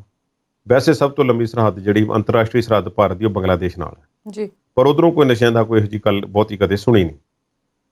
ਅਫਗਾਨਿਸਤਾਨ ਦੇ ਵਿੱਚ ਪੈਦਾ ਹੁੰਦੇ ਰਹੇ, ਉਹਨਾਂ ਦੇ ਥਰੂ ਆਉਂਦੇ ਨੇ, ਹੋਰਨਾਂ ਮੁਲਕਾਂ ਚੋਂ ਘੁੰਮ ਕੇ ਸਾਰੇ ਰਸਤੇ ਲੱਭੇ ਹੁੰਦੇ ਨੇ ਉਹਨਾਂ ਲੋਕਾਂ ਨੇ। ਹੁਣ ਪੰਜਾਬ ਪੁਲਿਸ ਦੇ ਇੰਸਪੈਕਟਰ ਜਨਰਲ ਸੁਖਚੈਨ ਸਿੰਘ ਗਿੱਲ ਨੇ ਕੋਈ ਨਵੀਂ ਜਾਣਕਾਰੀ ਸਾਂਝੀ ਕੀਤੀ ਹੈ। ਉਹਨਾਂ ਨੇ ਕਿਹਾ ਕਿ ਪੰਜਾਬ ਵਿੱਚ ਨਸ਼ੇ ਢੋਣ ਵਾਲਿਆਂ ਨੇ ਆਪਣੇ ਤੌਰ ਤਰੀਕੇ ਥੋੜ੍ਹੇ ਜਿਹੇ ਬਦਲੀ ਕਰ ਰਹੇ ਨੇ। ਉਹ ਬਦਲੀ ਇਸ ਤਰ੍ਹਾਂ ਕੀਤੇ ਨੇ, ਇੱਕ ਟਰੱਕ ਦੇ ਵਿੱਚੋਂ ਜਿਹੜੀ ਹੈ ਉਹ 38 ਕਿਲੋ ਹੈਰੋਇਨ ਬਰਾਮਦ ਹੋਈ ਪਿਛਲੇ ਦਿਨਾਂ ਵਿੱਚ। ਟਰੱਕ ਦੇ ਟੂਲ ਬਾਕਸ 'ਚ, ਉਹ ਟਰੱਕ ਗੁਜਰਾਤ ਤੋਂ ਆਇਆ ਸੀ। ਗੁਜਰਾਤ ਦੀ ਬੰਦਰਗਾਹ ਤੇ ਮਹਾਰਾਸ਼ਟਰ ਦੇ ਜ਼ਰੀਏ ਜਿਹੜੇ ਨਵੇਂ ਰੂਟ ਜਿਹੜੇ ਨੇ ਉਹ ਲੱਭੇ ਜਾ ਰਹੇ ਨੇ ਪੰਜਾਬ ਨਸ਼ਾ ਲਿਆਉਣ ਵਾਸਤੇ। ਕੁਝ ਮਹੀਨੇ ਪਹਿਲਾਂ ਇਸੇ ਤਰ੍ਹਾਂ ਜੰਮੂ ਕਸ਼ਮੀਰ ਤੋਂ ਟਰੇਸ ਕੀਤੀ ਗਈ ਸੀ ਕਿ ਉਧਰ ਦੀ ਜ਼ਰੀਏ ਜਿਹੜੀ ਆ ਉਹ ਨਸ਼ੇ ਪੰਜਾਬ ਵਿੱਚ ਪਹੁੰਚ ਰਹੇ ਨੇ ਜੀ। ਮੰਦਭਾਗੀ ਗੱਲ ਹੈ। ਜਿਹੜਾ ਪੰਜਾਬ ਦਾ ਅੰਤਰਰਾਸ਼ਟਰੀ ਬਾਰਡਰ ਹੈ, ਇਸ ਬਾਰੇ ਵੀ ਕੁਝ ਜਾਣਕਾਰੀਆਂ ਜਿਹੜੀਆਂ ਨੇ ਸਾਹਮਣੇ ਆਈਆਂ ਨੇ ਕਿ ਇੰਨੀ ਵੱਡੀ BSF ਦੀ ਮੌਜੂਦਗੀ ਜਿਹੜੀ ਹੈ ਉਹ ਵੀ ਰੋਕ ਨਹੀਂ ਪਾ ਰਹੀ, ਕਿਉਂਕਿ ਮੌਸਮ ਟੈਰਨ ਕਿਹੋ ਜਿਹੀ ਹੈ, ਉੱਥੇ ਦੇ ਹਾਲਾਤ ਜ਼ਮੀਨੀ ਕਿਹੋ ਜਿਹੇ ਨੇ, ਤੇ ਕਿਵੇਂ ਜਿਹੜਾ ਹੈ ਕੰਡਿਆਲੀ ਤਾਰ ਵੀ ਨਸ਼ੇ ਨਹੀਂ ਰੋਕ ਸਕਦੀ। ਡਰੋਨਾਂ ਦੇ ਜ਼ਰੀਏ, ਕਈ ਹੋਰ ਤਰੀਕਿਆਂ ਦੇ ਜ਼ਰੀਏ ਪੰਜਾਬ ਦੇ ਵਿੱਚ ਨਸ਼ੇ ਜਿਹੜੇ ਨੇ ਉਹ ਪਾਕਿਸਤਾਨ ਦੇ ਵਾਲੇ ਪਾਸਿਓਂ ਜਿਹੜੀ ਹੈ ਉਹ ਲਿਆਉਣ ਦੀ ਕੋਸ਼ਿਸ਼ ਕੀਤੀ ਗਈ ਹੈ। ਮੁੰਬਈ ਦੇ ਵਿੱਚ ਪੰਜਾਬ ਪੁਲਿਸ ਦੇ ਇੱਕ ਸਾਂਝੇ ਆਪਰੇਸ਼ਨ ਦੇ ਨਾਲ 73 ਕਿਲੋ ਹੈਰੋਇਨ ਬਰਾਮਦ ਕੀਤੀ ਗਈ ਪਿੱਛੇ ਜਿਹੇ। ਟੋਟਲ 148 ਕਿਲੋ ਬਰਾਮਦ ਹੋਈ ਸੀ। ਇਹ ਬਹੁਤ ਵੱਡੀ ਕੀਮਤ ਦੀ ਜਿਹੜੀ ਹੈਰੋਇਨ ਹੈ ਬਰਾਮਦ ਹੋਈ ਹੈ। ਗੁਜਰਾਤ ਦੀ ਇੱਕ ਬੰਦਰਗਾਹ ਤੋਂ ਪੰਜਾਬ ਪੁਲਿਸ ਦੇ ਸਹਿਯੋਗ ਦੇ ਨਾਲ 75 ਕਿਲੋ ਹੈਰੋਇਨ ਫੜੀ ਗਈ ਤੇ ਪੰਜਾਬ ਵਿੱਚ ਪਹੁੰਚ ਚੁੱਕੀ 50 ਕਿਲੋ ਤੋਂ ਵੱਧ ਹੈਰੋਇਨ ਜਿਹੜੀ ਹੈ ਪਿਛਲੇ ਦਿਨਾਂ ਵਿੱਚ ਫੜੀ ਗਈ ਹੈ। ਸੋ ਇਹਨਾਂ ਨੂੰ ਹੁਣ ਰਾਸ਼ਟਰੀ ਰਾਜਮਾਰਗ ਜਿਹੜੇ ਸਾਡੇ ਹਾਈਵੇ ਨੇ, GT ਰੋਡ ਵਗੈਰਾ ਜਿਹਨਾਂ ਨੂੰ ਕਹਿ ਦਿੰਦੇ ਹਾਂ ਅਸੀਂ, ਵਿਸ਼ੇਸ਼ ਤੌਰ ਤੇ ਤਿਆਰ ਕੀਤੇ ਉਹ ਟਰੱਕ, ਕਾਰਾਂ ਤੇ ਹੋਰ ਗੱਡੀਆਂ ਦੇ ਵਿੱਚ ਉਹਨਾਂ ਹਾਲਾਤਾਂ 'ਚ ਲਿਆ ਕੇ ਪੰਜਾਬ 'ਚ ਸੁੱਟਿਆ ਜਾ ਰਿਹਾ ਜਿਹੜੇ ਅਸੀਂ ਸੋਚੇ ਵੀ ਨਹੀਂ ਹੁੰਦੇ। ਕਿਉਂਕਿ ਚੋਰ ਕੋਲ ਸਾਰੇ ਤਰੀਕੇ ਹੁੰਦੇ ਨੇ। ਸਰਕਾਰ ਨੇ ਹੌਲੀ ਫਿਰ ਗੱਲ ਉੱਥੇ ਆ ਜਾਂਦੀ ਕਿ ਪ੍ਰੋਐਕਟਿਵ ਹੋ ਕੇ ਅਸੀਂ ਕੰਮ ਨਹੀਂ ਕਰ ਸਕਦੇ, ਸਾਡੀਆਂ ਸਰਹੱਦਾਂ ਜਿਹੜੀਆਂ ਨੇ ਉਹ ਸੁਰੱਖਿਅਤ ਨਹੀਂ ਜੀ। ਪਰ ਹੁਣ ਸਰਕਾਰਾਂ ਇਸ ਮਾਮਲੇ ਵਿੱਚ ਪਿਛਲੀਆਂ ਫੇਲ ਹੋਈਆਂ ਨੇ। ਜੋ ਮਰਜ਼ੀ ਕਰ ਲਓ, ਥੋੜ੍ਹਾ ਬਹੁਤਾ ਫਰਕ ਪਿਆ ਹੋਵੇਗਾ ਲੱਕ ਤੋੜ ਦਿਆਂਗੇ ਨਸ਼ਿਆਂ ਦਾ, ਇਹ ਬਿਆਨ ਅਸੀਂ ਸੁਣਦੇ ਰਹੇ ਹਾਂ। ਲੱਕ ਪਤਾ ਨਹੀਂ ਕਿਹੜਾ ਤੋੜਨਾ ਸੀ ਨਸ਼ਿਆਂ ਦਾ, ਕਿਵੇਂ ਟੁੱਟਣਾ ਸੀ ਉਹ ਲੱਕ। ਹੁਣ ਲੱਕ ਤੋੜਨਾ ਤੇ ਖਤਮ ਕਰਨੇ, ਦੁਨੀਆ ਵਿੱਚ ਨਸ਼ੇ ਹੈਗੇ ਆ, ਗੱਲ ਮੈਂ ਮੰਨਦਾ, ਸਾਡੇ ਦਰਸ਼ਕ ਇਸ ਗੱਲ ਨਾਲ ਮੰਨਣਗੇ, ਸਮਝਦੇ ਨੇ ਇਸ ਗੱਲ ਨੂੰ, ਸਾਰਿਆਂ ਨੂੰ ਪਤਾ ਕਿ ਦੁਨੀਆ ਭਰ ਵਿੱਚ ਨਸ਼ੇ ਹੈਗੇ, ਇਹ ਨਹੀਂ ਗੱਲ ਹੈਗੀ। ਪਰ ਪੰਜਾਬ ਦੇ ਵਿੱਚ ਜੇ ਇੰਨਾ ਰੌਲਾ ਪਿਆ ਤੇ ਇਹ ਫਿਰ ਕੋਈ ਨਾ ਕੋਈ ਹੱਲ ਤੇ ਲੱਭਣਾ ਪਏਗਾ ਨਾ। ਇੰਨਾ ਵੱਡਾ ਪੰਜਾਬ ਨੂੰ ਹੀ ਕਿਉਂ ਟਾਰਗੇਟ ਕੀਤਾ ਜਾ ਰਿਹਾ ਨਸ਼ਿਆਂ ਮਾਮਲੇ? ਉਸ ਦੇ ਨਾਲ ਹੋ ਕੀ ਰਿਹਾ? ਪੰਜਾਬ ਦੇ ਨਸ਼ੇ, ਨੌਜਵਾਨ ਜਿਹੜੇ ਨੇ ਜਾਨਾਂ ਤੋਂ ਹੱਥ ਧੋ ਰਹੇ ਨੇ, ਚੋਰੀ ਚਕਾਰੀ ਡਕੈਤੀਆਂ ਵੱਧ ਰਹੀਆਂ ਨੇ, ਹਿੰਸਾ ਵੱਧ ਰਹੀ ਹੈ, ਨਸ਼ੇਈ ਵਿਅਕਤੀ ਕੁਝ ਵੀ ਕਰੇਗਾ, ਪਰਿਵਾਰ ਰੁਲ ਗਏ ਨੇ, ਖੁਦਕੁਸ਼ੀਆਂ ਵੱਧ ਰਹੀਆਂ ਨੇ, ਔਰਤਾਂ ਦੀ, ਬੱਚਿਆਂ ਦੀ ਜ਼ਿੰਦਗੀ ਖਰਾਬ ਹੋ ਰਹੀ ਹੈ, ਇਹ ਲੜਕੀਆਂ ਲੱਗ ਗਈਆਂ ਨੇ ਨਸ਼ਿਆਂ ਤੇ, ਇਨਫਰਟੀਲਿਟੀ ਇੰਨੀ ਜ਼ਿਆਦਾ ਵੱਧ ਗਈ ਹੈ ਕਿ ਬਾਂਝਪਣ ਦੀ ਬਿਮਾਰੀ ਸਾਨੂੰ ਕਿੱਥੇ ਲੈ ਕੇ ਜਾਵੇਗੀ? ਭਰੇ ਪਏ ਨੇ ਸੈਂਟਰ ਉਹ। ਔਰ ਇਹ ਸਭ ਕੁਝ ਜਿਹੜਾ ਹੈ ਰਲਿਆ ਮਿਲਿਆ, ਇੱਕ ਦੂਸਰੇ ਨਾਲ ਜੁੜਿਆ ਹੋਇਆ, ਤੇ ਇੱਕ ਪਾਸੇ ਸਾਨੂੰ ਹੋਰ ਫਿਕਰ ਪਏ ਹੋਏ ਨੇ ਕਿ ਸਾਡਾ ਆਹ ਹੋ ਗਿਆ, ਉਹ ਹੋ ਗਿਆ। ਇਹ ਕਿਸਾਨ ਅੰਦੋਲਨ ਨੇ ਜਿਹੜਾ ਹੈ ਇੱਕ ਉਮੀਦ ਦੀ ਕਿਰਨ ਜਗਾਈ ਸੀ ਪੰਜਾਬ ਵਿੱਚ। ਮੈਂ ਇਹ ਦੁਆ ਕਰਦਾ ਕਿ ਉਹ ਜਾਗੀ ਰਹੇ, ਪੰਜਾਬੀ ਜਾਗਦੇ ਰਹਿਣ। ਔਰ ਜਿਵੇਂ ਥਿਊਰੀ ਹੈ ਨਾ ਕਿ ਸਰਵਾਈਵਲ ਆਫ ਦਾ ਫਿਟੈਸਟ, ਉਹ ਵੀ ਇੱਕ ਸਾਨੂੰ ਸੋਚਣ ਦਾ ਬਾਇਸ ਹੈ ਸਾਡੇ ਲਈ ਕਿ ਉਹ ਵੀ ਗੱਲ ਕਿਤੇ ਠੀਕ ਹੋਵੇ ਤੇ ਅਸੀਂ ਆਪਣੇ ਆਪ ਦੇ ਵਿੱਚ ਅਸੀਂ ਲਾਮਬੰਦ ਹੋਈਏ, ਤਕੜੇ ਹੋਈਏ ਪਿੰਡ ਪੱਧਰ ਤੇ। ਸਰਕਾਰਾਂ ਸਾਨੂੰ ਸਹਿਯੋਗ ਦੇਣ। ਸਾਨੂੰ ਪਤਾ ਵੀ ਹੁੰਦਾ ਹੈ ਕਿ ਸਾਡੇ ਨਾਲ ਦੇ ਪਿੰਡ, ਉਸ ਤੋਂ ਨਾਲ ਦੇ ਪਿੰਡ, ਜਾਂ ਲਹਿੰਦੇ ਪਾਸੇ ਵਾਲੇ, ਚੜ੍ਹਦੇ ਪਾਸੇ ਵਾਲੇ, ਇੱਥੇ ਆ ਫਲਾਨਾ ਵਿਅਕਤੀ ਵੇਚ ਰਿਹਾ ਇੰਨੇ ਸਾਲਾਂ ਤੋਂ, ਫਲਾਨੀ ਦੁਕਾਨ ਤੇ ਨਸ਼ੇ ਮਿਲਦੇ ਨੇ, ਫਲਾਨਾ ਵਿਅਕਤੀ ਜਿਹੜਾ ਉਹ ਸਪਲਾਈ ਕਰਦਾ ਹੈ ਜੀ। ਤੇ ਫਿਰ ਸਾਨੂੰ, ਅਸੀਂ ਲੋਕਲ ਪੱਧਰ ਤੇ, ਸਮਾਜਿਕ ਪੱਧਰ ਤੇ ਕੋਈ ਇਸ ਦੀ ਮੁਹਿੰਮ ਬਣਾ ਸਕੀਏ, ਆਵਾਜ਼ ਉਠਾ ਸਕੀਏ, ਤੇ ਫੇਰ ਹੀ ਕੁਝ ਬਣੇਗਾ। ਸਰਕਾਰਾਂ ਤੇ ਪ੍ਰੈਸ਼ਰ ਫੇਰ ਪਵੇਗਾ। ਅੱਛਾ ਕੁਲਦੀਪ ਜੀ, ਜਾਂਦੇ ਜਾਂਦੇ ਇੱਕ ਗੱਲ ਹੋਰ ਕਰ ਲਈਏ। ਜਦੋਂ ਭਾਰਤ ਭੂਸ਼ਣ ਆਸ਼ੂ ਦੇ ਕੇਸ ਦੀ ਗੱਲ ਆਈ ਤੇ ਫਿਰ ਇੱਕ ਹੋਰ ਨਾਂ ਬੜਾ ਚਰਚਾ 'ਚ ਆਇਆ, ਰਾਕੇਸ਼ ਸਿੰਗਲਾ। ਕਰੋੜਾਂ ਦੇ ਘੁਟਾਲੇ 'ਚ ਇਹਦਾ ਨਾਂ ਆਇਆ। ਇਹਨੂੰ ਪਤਾ ਲੱਗ ਗਿਆ ਵੀ ਜਾਂਚ ਹੋਣ ਲੱਗੀ ਹੈ ਤੇ ਇਹ ਭਾਈ ਸਾਹਿਬ ਉੱਠੇ ਤੇ ਕੈਨੇਡਾ ਨੂੰ ਦੌੜ ਗਏ। ਅਸਲ 'ਚ ਇਹਨੇ ਉਦੋਂ ਹੀ PR ਲੈ ਲਈ ਸੀ ਜਦੋਂ ਇਹ ਆਪਣੇ ਅਹੁਦੇ ਤੇ ਸੀਗਾ। ਪਰ ਅੱਜ ਦੀ ਖਬਰ ਇਹ ਹੈ ਕਿ ਭਗਵੰਤ ਮਾਨ ਸਾਹਿਬ ਜਿਹੜੇ ਨੇ, ਉਹ ਇੱਦਾਂ ਦੇ ਜਿਹੜੇ ਅਫਸਰ ਨੇ ਜਿਨ੍ਹਾਂ ਨੇ ਅਹੁਦੇ ਤੇ ਰਹਿੰਦਿਆਂ PR ਲੈ ਲਈ ਹੈ ਤੇ ਜਦੋਂ ਫਸਦੇ ਨੇ ਬਾਹਰ ਨੂੰ ਦੌੜ ਜਾਂਦੇ ਨੇ। ਸਰਕਾਰ ਉਹਨਾਂ ਤੇ ਕਾਰਵਾਈ ਕਰਨ ਦੀ ਤਿਆਰੀ ਕਰ ਰਹੀ ਹੈ। ਸਵਲੀਨ, ਪਾਕਿਸਤਾਨ ਦੇ ਵਿੱਚ ਮੈਂ ਅਜਿਹਾ ਸੁਣਦਾ ਹੁੰਦਾ ਸੀ ਕਿ ਉੱਥੇ ਦੇ ਮੰਤਰੀ, ਕੇਂਦਰੀ ਮੰਤਰੀ ਤੇ ਉੱਥੇ ਦੇ ਬੜੇ ਬੜੇ ਜਿਹੜੇ ਇਸ ਤਰ੍ਹਾਂ ਦੇ ਅਫਸਰ ਲੋਕ ਨੇ, ਇੱਥੋਂ ਤੱਕ ਕਿ ਫੌਜ ਦੇ ਅਫਸਰਾਂ ਨੇ ਵਿਦੇਸ਼ਾਂ ਦੇ ਵਿੱਚ ਸਿਟੀਜ਼ਨਸ਼ਿਪ ਲਈ ਹੋਈ ਹੈ। ਤੁਸੀਂ PR ਦੀ ਤਾਂ ਗੱਲ ਹੀ ਇੱਕ ਪਾਸੇ ਰਹਿਣ ਦਿਓ, ਉਹਨਾਂ ਕੋਲ ਬਾਹਰਲੇ ਪਾਸਪੋਰਟ ਨੇ ਮੁਲਕਾਂ ਦੇ। ਹੁਣ ਗੱਲ ਇਹ ਆ ਕਿ ਜਦੋਂ ਅਸੀਂ ਪੰਜਾਬ ਦੀ ਗੱਲ ਕਰਦੇ ਹਾਂ ਤੇ ਤੁਸੀਂ ਇੱਕ ਅਫਸਰ ਦਾ ਨਾਮ ਲਿਆ, ਅਸੀਂ ਪਿਛਲੇ ਪ੍ਰੋਗਰਾਮਾਂ 'ਚ ਵੀ ਉਹਦਾ ਜ਼ਿਕਰ ਕੀਤਾ, ਉਹਨਾਂ ਤੇ ਹਜ਼ਾਰਾਂ ਕਰੋੜਾਂ ਦੇ ਘਪਲਿਆਂ ਦਾ ਇਲਜ਼ਾਮ ਹੈ। ਉਹ ਆਸ਼ੂ ਜੀ ਉਹਨਾਂ ਨੂੰ ਇੰਨੀਆਂ ਵੱਡੀਆਂ ਪੋਸਟਾਂ ਤੇ ਬਰਾਜਮਾਨ ਰੱਖਦੇ ਸੀ ਵੀ ਕਹਿਣ ਦੀ ਗੱਲ ਕੋਈ ਨਹੀਂ। ਟੈਂਡਰ ਅਲਾਟਮੈਂਟ ਕਮੇਟੀ ਦੇ ਚੇਅਰਮੈਨ, ਇੱਕ ਹੋਰ ਕਮੇਟੀ ਵੱਡੀ ਸਾਰੀ ਦੇ ਚੇਅਰਮੈਨ, ਉਹਨਾਂ ਕੋਲ PR ਨਹੀਂ, ਉਹਨਾਂ ਕੋਲ ਬਾਹਰਲਾ ਪਾਸਪੋਰਟ ਦੱਸਿਆ ਜਾਂਦਾ ਹੈ ਤੇ ਉਹ ਪਹੁੰਚ ਗਏ ਬਾਹਰ, ਠੰਡੀਆਂ ਹਵਾਵਾਂ ਦੇ ਵਿੱਚ ਆਰਾਮ ਨਾਲ ਬੈਠੇ ਹੋਏ ਨੇ। ਖੈਰ, ਇਹੋ ਜਿਹੀ ਗੱਲ ਨਹੀਂ। ਹਿਸਾਬ ਤੇ ਦੇਣਾ ਪਏਗਾ ਪੰਜਾਬੀਆਂ ਨੂੰ ਜੇ ਪੰਜਾਬ ਦਾ ਕੁਝ ਕਿਸੇ ਨੇ ਖਾਧਾ ਹੈ। ਜੇ ਨਹੀਂ ਖਾਧਾ ਤਾਂ ਫਿਰ ਬੈਠਣ ਜਿੱਥੇ ਮਰਜ਼ੀ ਜਾ ਕੇ, ਕੀ ਲੈਣਾ ਦੇਣਾ। ਇਹ ਵੈਸੇ ਮਸਲਾ ਜਿਹੜਾ ਸਰਕਾਰ ਨੇ ਹੁਣ ਕਿਹਾ ਹੈ ਕਿ ਸਰਕਾਰੀ ਅਫਸਰ ਜਾਂ ਮੁਲਾਜ਼ਮ ਜਿਹੜੇ ਵਿਦੇਸ਼ਾਂ ਵਿੱਚ PR ਹਾਸਲ ਕਰ ਲੈਂਦੇ ਨੇ, ਉੱਥੇ ਕੰਮ ਕਰ ਰਹੇ ਨੇ, ਉੱਥੇ ਟੈਕਸ ਭਰ ਰਹੇ ਨੇ, ਰਿਟਰਨਾਂ ਭਰ ਰਹੇ ਨੇ, ਉਹ ਇੱਧਰੋਂ ਲੰਬੀਆਂ ਛੁੱਟੀਆਂ ਮਨਜ਼ੂਰ ਕਰਾ ਲੈਂਦੇ ਨੇ ਤੇ ਇੱਥੇ ਪੋਸਟਾਂ ਖਾਲੀ ਰਹਿੰਦੀਆਂ ਨੇ ਤੇ ਕੰਮ ਉੱਥੇ ਕਰੀ ਜਾਂਦੇ ਨੇ, ਇੱਧਰੋਂ ਵੀ ਮਾੜਾ ਮੋਟਾ ਲੈ ਲੈਂਦੇ ਤੇ ਇਸੇ ਤਰ੍ਹਾਂ ਵਿੱਚ ਕਿਤੇ ਆ ਕੇ ਹਾਜ਼ਰੀ ਲਾ ਲਈ, ਨਾ ਲਾ ਲਈ, ਤੇ ਫਿਰ ਦੁਬਾਰਾ ਆ ਕੇ ਪੈਨਸ਼ਨਾਂ ਵਗੈਰਾ ਹਾਸਲ ਕਰਕੇ ਸਰਕਾਰੀ ਬੈਨੀਫਿਟ ਸਾਰੇ ਲੈ ਲੈਂਦੇ ਨੇ। ਹੁਣ ਇਹ ਗੱਲ ਅਸੀਂ ਪਹਿਲਾਂ ਵੀ ਰੇਡੀਓ ਦੇ ਜ਼ਰੀਏ ਕਰ ਚੁੱਕੇ ਹਾਂ, ਅੱਜ ਤੋਂ ਕਈ ਸਾਲ ਪਹਿਲਾਂ ਵੀ। ਫਿਰ ਨਾਰਾਜ਼ ਹੋ ਜਾਂਦੇ ਨੇ ਸੁਣਨ ਵੇਖਣ ਵਾਲੇ, ਪਰ ਗੱਲ ਕੌੜੀ ਹੈ, ਸੱਚੀ ਤੇ ਹੈ ਨਾ, ਕਿ ਜਦੋਂ ਖਾਸ ਤੌਰ ਤੇ ਮੈਂ ਇੱਕ ਡਿਪਾਰਟਮੈਂਟ ਦੀ ਗੱਲ ਕਰਾਂਗਾ, ਹੋਰ ਵੀ ਸਾਰੇ ਹੈਗੇ ਆ ਪਰ ਜ਼ਿਆਦਾ ਇੱਕ ਡਿਪਾਰਟਮੈਂਟ, ਮੈਂ ਉਹਦੀ ਤੁਹਾਨੂੰ ਉਦਾਹਰਨ ਦੇਵਾਂਗਾ। ਜਿਹੜਾ ਸਿੱਖਿਆ ਵਿਭਾਗ ਹੈ ਸਾਡਾ, ਇਸ ਵਿੱਚੋਂ ਸਾਡੇ ਬਹੁਤ ਸਾਰੇ ਜਿਹੜੇ ਜਦੋਂ ਉਹਨਾਂ ਨੂੰ ਵਿਦੇਸ਼ਾਂ ਦੀ PR ਮਿਲ ਜਾਂਦੀ ਹੈ, ਅਧਿਆਪਕ ਸਾਹਿਬਾਨ ਨੇ, ਤੇ ਉਹਨਾਂ ਨੇ ਸਰਵਿਸ ਕੀਤੀ ਹੁੰਦੀ ਹੈ 5, 10, 15, 20 ਸਾਲ ਕੀਤੀ ਹੁੰਦੀ ਸਰਵਿਸ, ਸੇਵਾ ਤਾਂ ਕੀਤੀ ਹੈ, ਕੋਈ ਸ਼ੱਕ ਨਹੀਂ ਇਸ ਗੱਲ ਦੇ ਵਿੱਚ, ਸਾਨੂੰ ਡਾਊਟ ਨਹੀਂ ਹੋਣਾ ਚਾਹੀਦਾ ਜੀ। ਤੇ ਉਹਨਾਂ ਦੇ ਬੈਨੀਫਿਟ ਵੀ ਉਹਨਾਂ ਨੂੰ ਮਿਲਣੇ ਚਾਹੀਦੇ, ਪਰ ਉਹ ਹਨੇਰੇ ਵਿੱਚ ਕਿਉਂ ਰੱਖਣ ਸਾਨੂੰ ਤੇ ਸਰਕਾਰਾਂ ਨੂੰ? ਸਾਨੂੰ ਭਾਵ ਕਿਸ ਤਰ੍ਹਾਂ ਕਿ ਜਦੋਂ ਇੱਕ ਅਧਿਆਪਕ ਜਿਹੜਾ ਲੰਬੀ ਛੁੱਟੀ ਮਨਜ਼ੂਰ ਕਰਵਾ ਕੇ ਵਿਦੇਸ਼ ਦੀ PR ਲੈ ਲੈਂਦਾ, ਉੱਥੇ ਜਾ ਕੇ ਕੰਮ ਕਰਦਾ, ਨਹੀਂ ਕਰਦਾ, ਉੱਥੇ ਦਾ ਸਿਸਟਮ ਵਿੱਚ ਫਿੱਟ ਹੁੰਦਾ, ਫੈਮਿਲੀ ਲੈ ਜਾਂਦਾ ਤੇ ਇੱਥੇ ਆਉਂਦਾ ਆ, ਫਿਰ ਵਾਪਸ ਜਾਂਦਾ, ਇਸੇ ਤਰ੍ਹਾਂ ਆਉਂਦਾ ਜਾਂਦਾ, ਭਾਵ ਮੇਲ ਫੀਮੇਲ ਕੋਈ ਵੀ ਹੋ ਸਕਦਾ, ਤੇ ਫਿਰ ਉਹ ਇਨਸਾਫ ਕਿਵੇਂ ਹੋਇਆ? ਤੁਸੀਂ ਇੰਨੇ ਉੱਚੇ ਅਹੁਦੇ ਤੇ ਬਿਰਾਜਮਾਨ ਹੋ, ਬਹੁਤ ਮੈਂ ਸਤਿਕਾਰ ਕਰਦਾ ਕਿ ਜਿਹੜੇ ਸਾਡੇ ਅਧਿਆਪਕ ਸਾਹਿਬਾਨ ਹੁੰਦੇ ਨੇ, ਬੜਾ ਇਹਨਾਂ ਦਾ ਸੁਸਾਇਟੀ ਵਿੱਚ ਮਾਣ ਸਤਿਕਾਰ ਹੁੰਦਾ ਹੈ, ਜੀ ਹੋਣਾ ਵੀ ਚਾਹੀਦਾ, ਬੜਾ ਉੱਤਮ ਕੰਮ ਹੈ। ਪਰ ਦੂਸਰੇ ਪਾਸੇ ਕਿਉਂ ਨਹੀਂ ਸੋਚਦੇ ਕਿ ਜਿਹੜੀ ਪੋਸਟ ਅਸੀਂ ਖਾਲੀ ਨਹੀਂ ਕਰ ਰਹੇ, ਰਿਜ਼ਾਈਨ ਨਹੀਂ ਦੇ ਰਹੇ, ਉੱਥੇ ਹੋਰ ਕਿਸੇ ਨੂੰ ਭਰਤੀ ਨਹੀਂ ਕੀਤਾ ਜਾ ਸਕਦਾ, ਉਨੀ ਦੇਰ ਤੱਕ ਨੁਕਸਾਨ ਕਿਹਦਾ ਹੋ ਰਿਹਾ? ਆਪਣੇ ਬੱਚਿਆਂ ਦਾ ਭਵਿੱਖ ਤੇ ਤੁਸੀਂ ਬਣਾ ਰਹੇ ਹੋ ਵਿਦੇਸ਼ਾਂ ਵਿੱਚ ਜਾ ਕੇ, ਤੇ ਆਪਣਾ ਅੱਗਾ ਵੀ ਸਵਾਰ ਰਹੇ ਹੋ, ਤੇ ਜਿਨ੍ਹਾਂ ਬੱਚਿਆਂ ਦਾ ਭਵਿੱਖ ਖਰਾਬ ਹੋ ਰਿਹਾ ਹੈ ਸਿਰਫ ਇਸ ਕਰਕੇ ਕਿ ਤੁਸੀਂ ਉਹਨਾਂ ਨੂੰ ਉਹਨਾਂ ਦਾ ਬਣਦਾ ਹੋਇਆ ਸਮਾਂ ਨਹੀਂ ਦੇ ਰਹੇ। ਤੁਹਾਡਾ ਸਬਜੈਕਟ ਪੜ੍ਹਾਉਣਾ ਕਿਸ ਨੇ? ਨੁਕਸਾਨ ਹੋ ਰਿਹਾ। ਸਰਕਾਰ ਭੰਬਲ ਭੂਸੇ ਵਿੱਚ ਪਈ ਹੋਈ ਹੈ, ਬੰਦੇ ਦੀ ਪੋਸਟ ਹੈਗੀ ਆ, ਪੋਸਟ ਖਾਲੀ ਨਹੀਂ ਹੈ, ਤੇ ਛੁੱਟੀ ਮਨਜ਼ੂਰ ਕਰਕੇ ਉਹ ਕਿਤੇ ਗਿਆ ਹੈ ਜਾਂ ਗਈ ਹੈ, ਇਹ ਬਣੂਗਾ ਕੀ?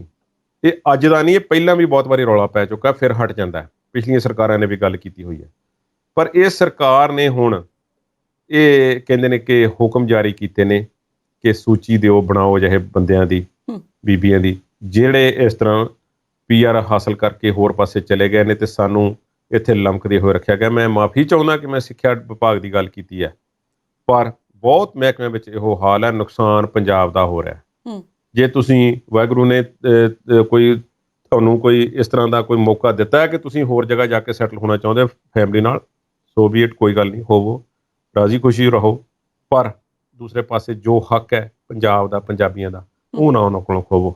ਜਿੰਨੀ ਤੁਸੀਂ ਸੇਵਾ ਕੀਤੀ ਹੈ, ਪੰਜਾਬ ਸਰਕਾਰ ਇਹ ਵੀ ਕਰ ਦੇਵੇ, ਵੋਲੰਟਰੀ ਰਿਟਾਇਰਮੈਂਟ ਜਿਹੜੀ ਹੈ ਉਸ ਸਕੀਮ ਨੂੰ ਥੋੜ੍ਹਾ ਜਿਹਾ ਕੁਛ ਉਸ ਵਿੱਚ ਤਬਦੀਲੀ ਲਿਆਵੇ ਕਿ ਜਿੰਨੀ ਜੇ ਕਿਸੇ ਨੇ ਕਿਸੇ ਦੇ 5 ਸਾਲ ਰਹਿੰਦੇ ਨੇ ਰਿਟਾਇਰਮੈਂਟ ਵਿੱਚ ਤੇ ਫਿਰ ਉਸ ਨੂੰ ਬੈਨੀਫਿਟ ਮਿਲਣੇ, ਉਹਨਾਂ ਵਿੱਚ ਕੋਈ ਤਬਦੀਲੀ ਲੈ ਆਵੇ ਇਸ ਤਰ੍ਹਾਂ ਦੀ, ਜਿਹੜੇ ਨਾਲ ਸਾਰਿਆਂ ਨੂੰ ਅਜਿਹੇ ਨੂੰ ਫੈਸਲਾ ਲੈਣ ਵਿੱਚ ਸੌਖ ਹੋਵੇ ਤੇ ਕਿਸੇ ਦਾ ਨੁਕਸਾਨ ਨਾ ਹੋਵੇ। ਮੇਰੀ ਇਹੋ ਹੀ ਦੁਆ ਹੈ। ਪਰ ਜਿਹੜੇ ਸਿੰਗਲਾ ਸਾਹਿਬ ਜਿਨ੍ਹਾਂ ਤੇ ਦੋਸ਼ ਹੈ ਕਿ ਕਰੋੜਾਂ ਦਾ, ਹਜ਼ਾਰਾਂ ਕਰੋੜਾਂ ਦਾ ਘਪਲਾ ਵੀ ਹੋ ਸਕਦਾ, ਉਹਨਾਂ ਦੇ ਬਾਰੇ ਇੰਟਰਸਟਿੰਗ ਗੱਲਾਂ ਆਉਣ ਵਾਲੇ ਦਿਨਾਂ 'ਚ ਆਉਂਦੀਆਂ ਰਹਿਣਗੀਆਂ। ਪੰਜਾਬੀਆਂ ਦਾ ਕੋਈ ਖਾ ਕੇ ਭੱਜ ਜਾਵੇ, ਇਹ ਸਾਨੂੰ ਮਨਜ਼ੂਰ ਨਹੀਂ। ਖੈਰ, ਪੰਜਾਬ ਸਰਕਾਰ ਨੇ ਹੁਣ ਮਨ ਬਣਾ ਲਿਆ ਵੀ ਦਾਗੀ ਅਫਸਰਾਂ ਨੂੰ ਦਬਲਣਾ। ਹੁਣ ਦਬਲਦੇ ਆ ਕਿ ਨਹੀਂ ਦਬਲਦੇ, ਉਹ ਸਾਨੂੰ ਹੁਣ ਸਮਾਂ ਦੱਸੂਗਾ। ਜੀ, ਮੈਂ ਇਹਦੇ ਵਿੱਚ ਥੋੜਾ ਜਿਹਾ ਇੱਕ ਥੋੜੀ ਜਿਹੀ ਐਡੀਸ਼ਨ ਕਰਨੀ ਚਾਹੁੰਦਾ। ਸਰਕਾਰ ਨੇ ਮਨ ਬਣਾ ਲਿਆ, ਇਹ ਠੀਕ ਹੈ ਗੱਲ, ਸਰਕਾਰ ਸਹੀ ਮਾਇਨੇ 'ਚ ਮਨ ਬਣਾਵੇ, ਨਹੀਂ ਤੇ ਪਿਛਲੀਆਂ ਸਰਕਾਰਾਂ ਦੀ ਜੇ ਮੈਂ ਗੱਲ ਕੀਤੀ ਸੀ ਕਿ ਮਨ ਉਹਨਾਂ ਨੇ ਵੀ ਬਣਾਏ ਸੀ, ਪਤਾ ਨਹੀਂ ਬਣਾਏ ਵੀ ਸੀ ਕਿ ਨਹੀਂ ਬਣਾਏ ਸੀ, ਪਰ ਉਹਨਾਂ ਦੇ ਤੇ ਆਪਣੇ ਮੰਤਰੀ ਸਾਹਿਬਾਨ ਇਸ ਕੰਮ ਦੇ ਵਿੱਚ ਦਾਗੀ ਸਨ। ਉਹਨਾਂ ਤੇ ਦੋਸ਼ ਲੱਗੇ ਹੋਏ ਨੇ ਕਿ ਵਿਦੇਸ਼ਾਂ ਵਿੱਚ ਉਹਨਾਂ ਦੇ ਵੱਡੇ ਵੱਡੇ ਬਿਜ਼ਨਸ ਚੱਲ ਰਹੇ ਨੇ, ਕਿਸੇ ਦੇ ਗੈਸ ਸਟੇਸ਼ਨ ਨੇ, ਕਿਸੇ ਦਾ ਕੁਝ ਹੈ, ਕਿਸੇ ਦਾ ਕੁਝ ਹੈ, ਕੋਈ ਪ੍ਰੋਪਰ ਰੀਅਲ ਸਟੇਟ ਦੇ ਵਿੱਚ ਕੰਮ ਕਿਸੇ ਨੇ ਮਾਇਆ ਲਾਈ ਹੋਈ ਹੈ। ਸਾਰਿਆਂ ਦੇ ਸਬੂਤ ਜਿਹੜੇ ਨੇ ਵੇਖੇ ਜਾ ਸਕਦੇ ਨੇ ਜੀ, ਔਰ ਐਵੀਨਿਊ ਬਣਾਏ ਹੋਏ ਨੇ ਪੰਜਾਬ ਦੇ ਰਿਸੋਰਸਿਸ ਨੂੰ ਡਰੇਨ ਕਰਨ ਦੇ। ਇਹ ਤੇ ਜਿਹੜੀ ਮੈਂ ਸਿੱਖਿਆ ਵਿਭਾਗ ਦੀ ਗੱਲ ਕੀਤੀ, ਉਹ ਤੇ ਛੋਟਾ ਜਿਹਾ ਇੱਕ ਮੁੱਦਾ ਹੈ। ਅਸਲੀ ਜਿਹੜੇ ਨੇ ਸਾਡੀਆਂ ਸਰਕਾਰਾਂ ਦੇ ਨੁਮਾਇੰਦੇ ਪਿਛਲੇ ਸਾਲਾਂ ਵਿੱਚ ਇਸ ਕੰਮ 'ਚ ਇਨਵੋਲਵ ਰਹੇ ਨੇ। ਪੰਜਾਬ ਦੇ ਇੱਕ ਸਾਬਕਾ ਮੰਤਰੀ ਦੇ ਕੋਲ 2 ਪਾਸਪੋਰਟ ਹੋਣ ਦਾ ਕੇਸ ਅੱਜ ਵੀ ਚੱਲ ਰਿਹਾ। ਇਹ ਤੇ ਬੜੀ ਲੰਬੀ ਚੌੜੀ ਕਹਾਣੀ, ਮੈਂ ਪਾਕਿਸਤਾਨ ਦੀ ਐਗਜ਼ਾਮਪਲ ਵੀ ਇਸੇ ਕਰਕੇ ਦਿੱਤੀ ਸੀ ਜੀ। ਹਾਂ, ਆਮ ਆਦਮੀ ਪਾਰਟੀ ਨੇ ਜੇ ਸ਼ੁਰੂ ਕਰਨਾ, ਥੱਲੇ ਹਦਾਇਤਾਂ ਦੇ ਦੇਣ ਵੀ ਅਫਸਰਾਂ ਦਾ ਪਤਾ ਕਰੋ ਕਿਸ ਨੇ PR ਹਾਸਲ ਕਰ ਲਈ, ਪਹਿਲਾਂ ਆਪਣਿਆਂ ਦਾ ਵੀ ਪਤਾ ਕਰ ਲੈਣ ਵੀ ਉਹਨਾਂ ਕੋਲ ਕਿਸੇ ਕੋਲ PR ਤਾਂ ਨਹੀਂ। ਜੀ ਕੁਲਦੀਪ ਜੀ, ਕਿਸੇ ਦਿਨ ਵਿਹਲੇ ਬਹਿ ਕੇ ਖੋਲਦੇ ਆ ਇਹਨਾਂ ਦੇ ਵੀ ਚਿੱਠੇ, ਪਰ ਅੱਜ ਦੇ ਪ੍ਰੋਗਰਾਮ ਦਾ ਸਮਾਂ ਇੱਥੇ ਖਤਮ ਹੋ ਗਿਆ ਤੇ ਲੈਂਦੇ ਆ ਦਰਸ਼ਕਾਂ ਕੋ ਵਿਦਾ। ਤੁਹਾਡਾ ਵੀ ਬਹੁਤ ਬਹੁਤ ਧੰਨਵਾਦ, ਤੁਸੀਂ ਦਰਸ਼ਕਾਂ ਦੇ ਨਾਲ ਆਪਣੇ ਵਿਚਾਰ ਸਾਂਝੇ ਕੀਤੇ। ਉਮੀਦ ਕਰਦੇ ਹਾਂ ਕਿ ਸਾਡੇ ਦਰਸ਼ਕਾਂ ਨੂੰ ਸਾਡਾ ਅੱਜ ਦਾ ਇਹ ਪ੍ਰੋਗਰਾਮ ਚੰਗਾ ਲੱਗਿਆ ਹੋਵੇਗਾ ਤੇ ਕੱਲ ਨੂੰ ਨਵੇਂ ਮੁੱਦਿਆਂ ਦੇ ਨਾਲ ਅਸੀਂ ਫਿਰ ਹਾਜ਼ਰੀ ਭਰਾਂਗੇ। ਤਦ ਤੱਕ ਲਈ ਸਾਨੂੰ ਦਿਓ ਇਜਾਜ਼ਤ। ਸਤਿ ਸ਼੍ਰੀ ਅਕਾਲ।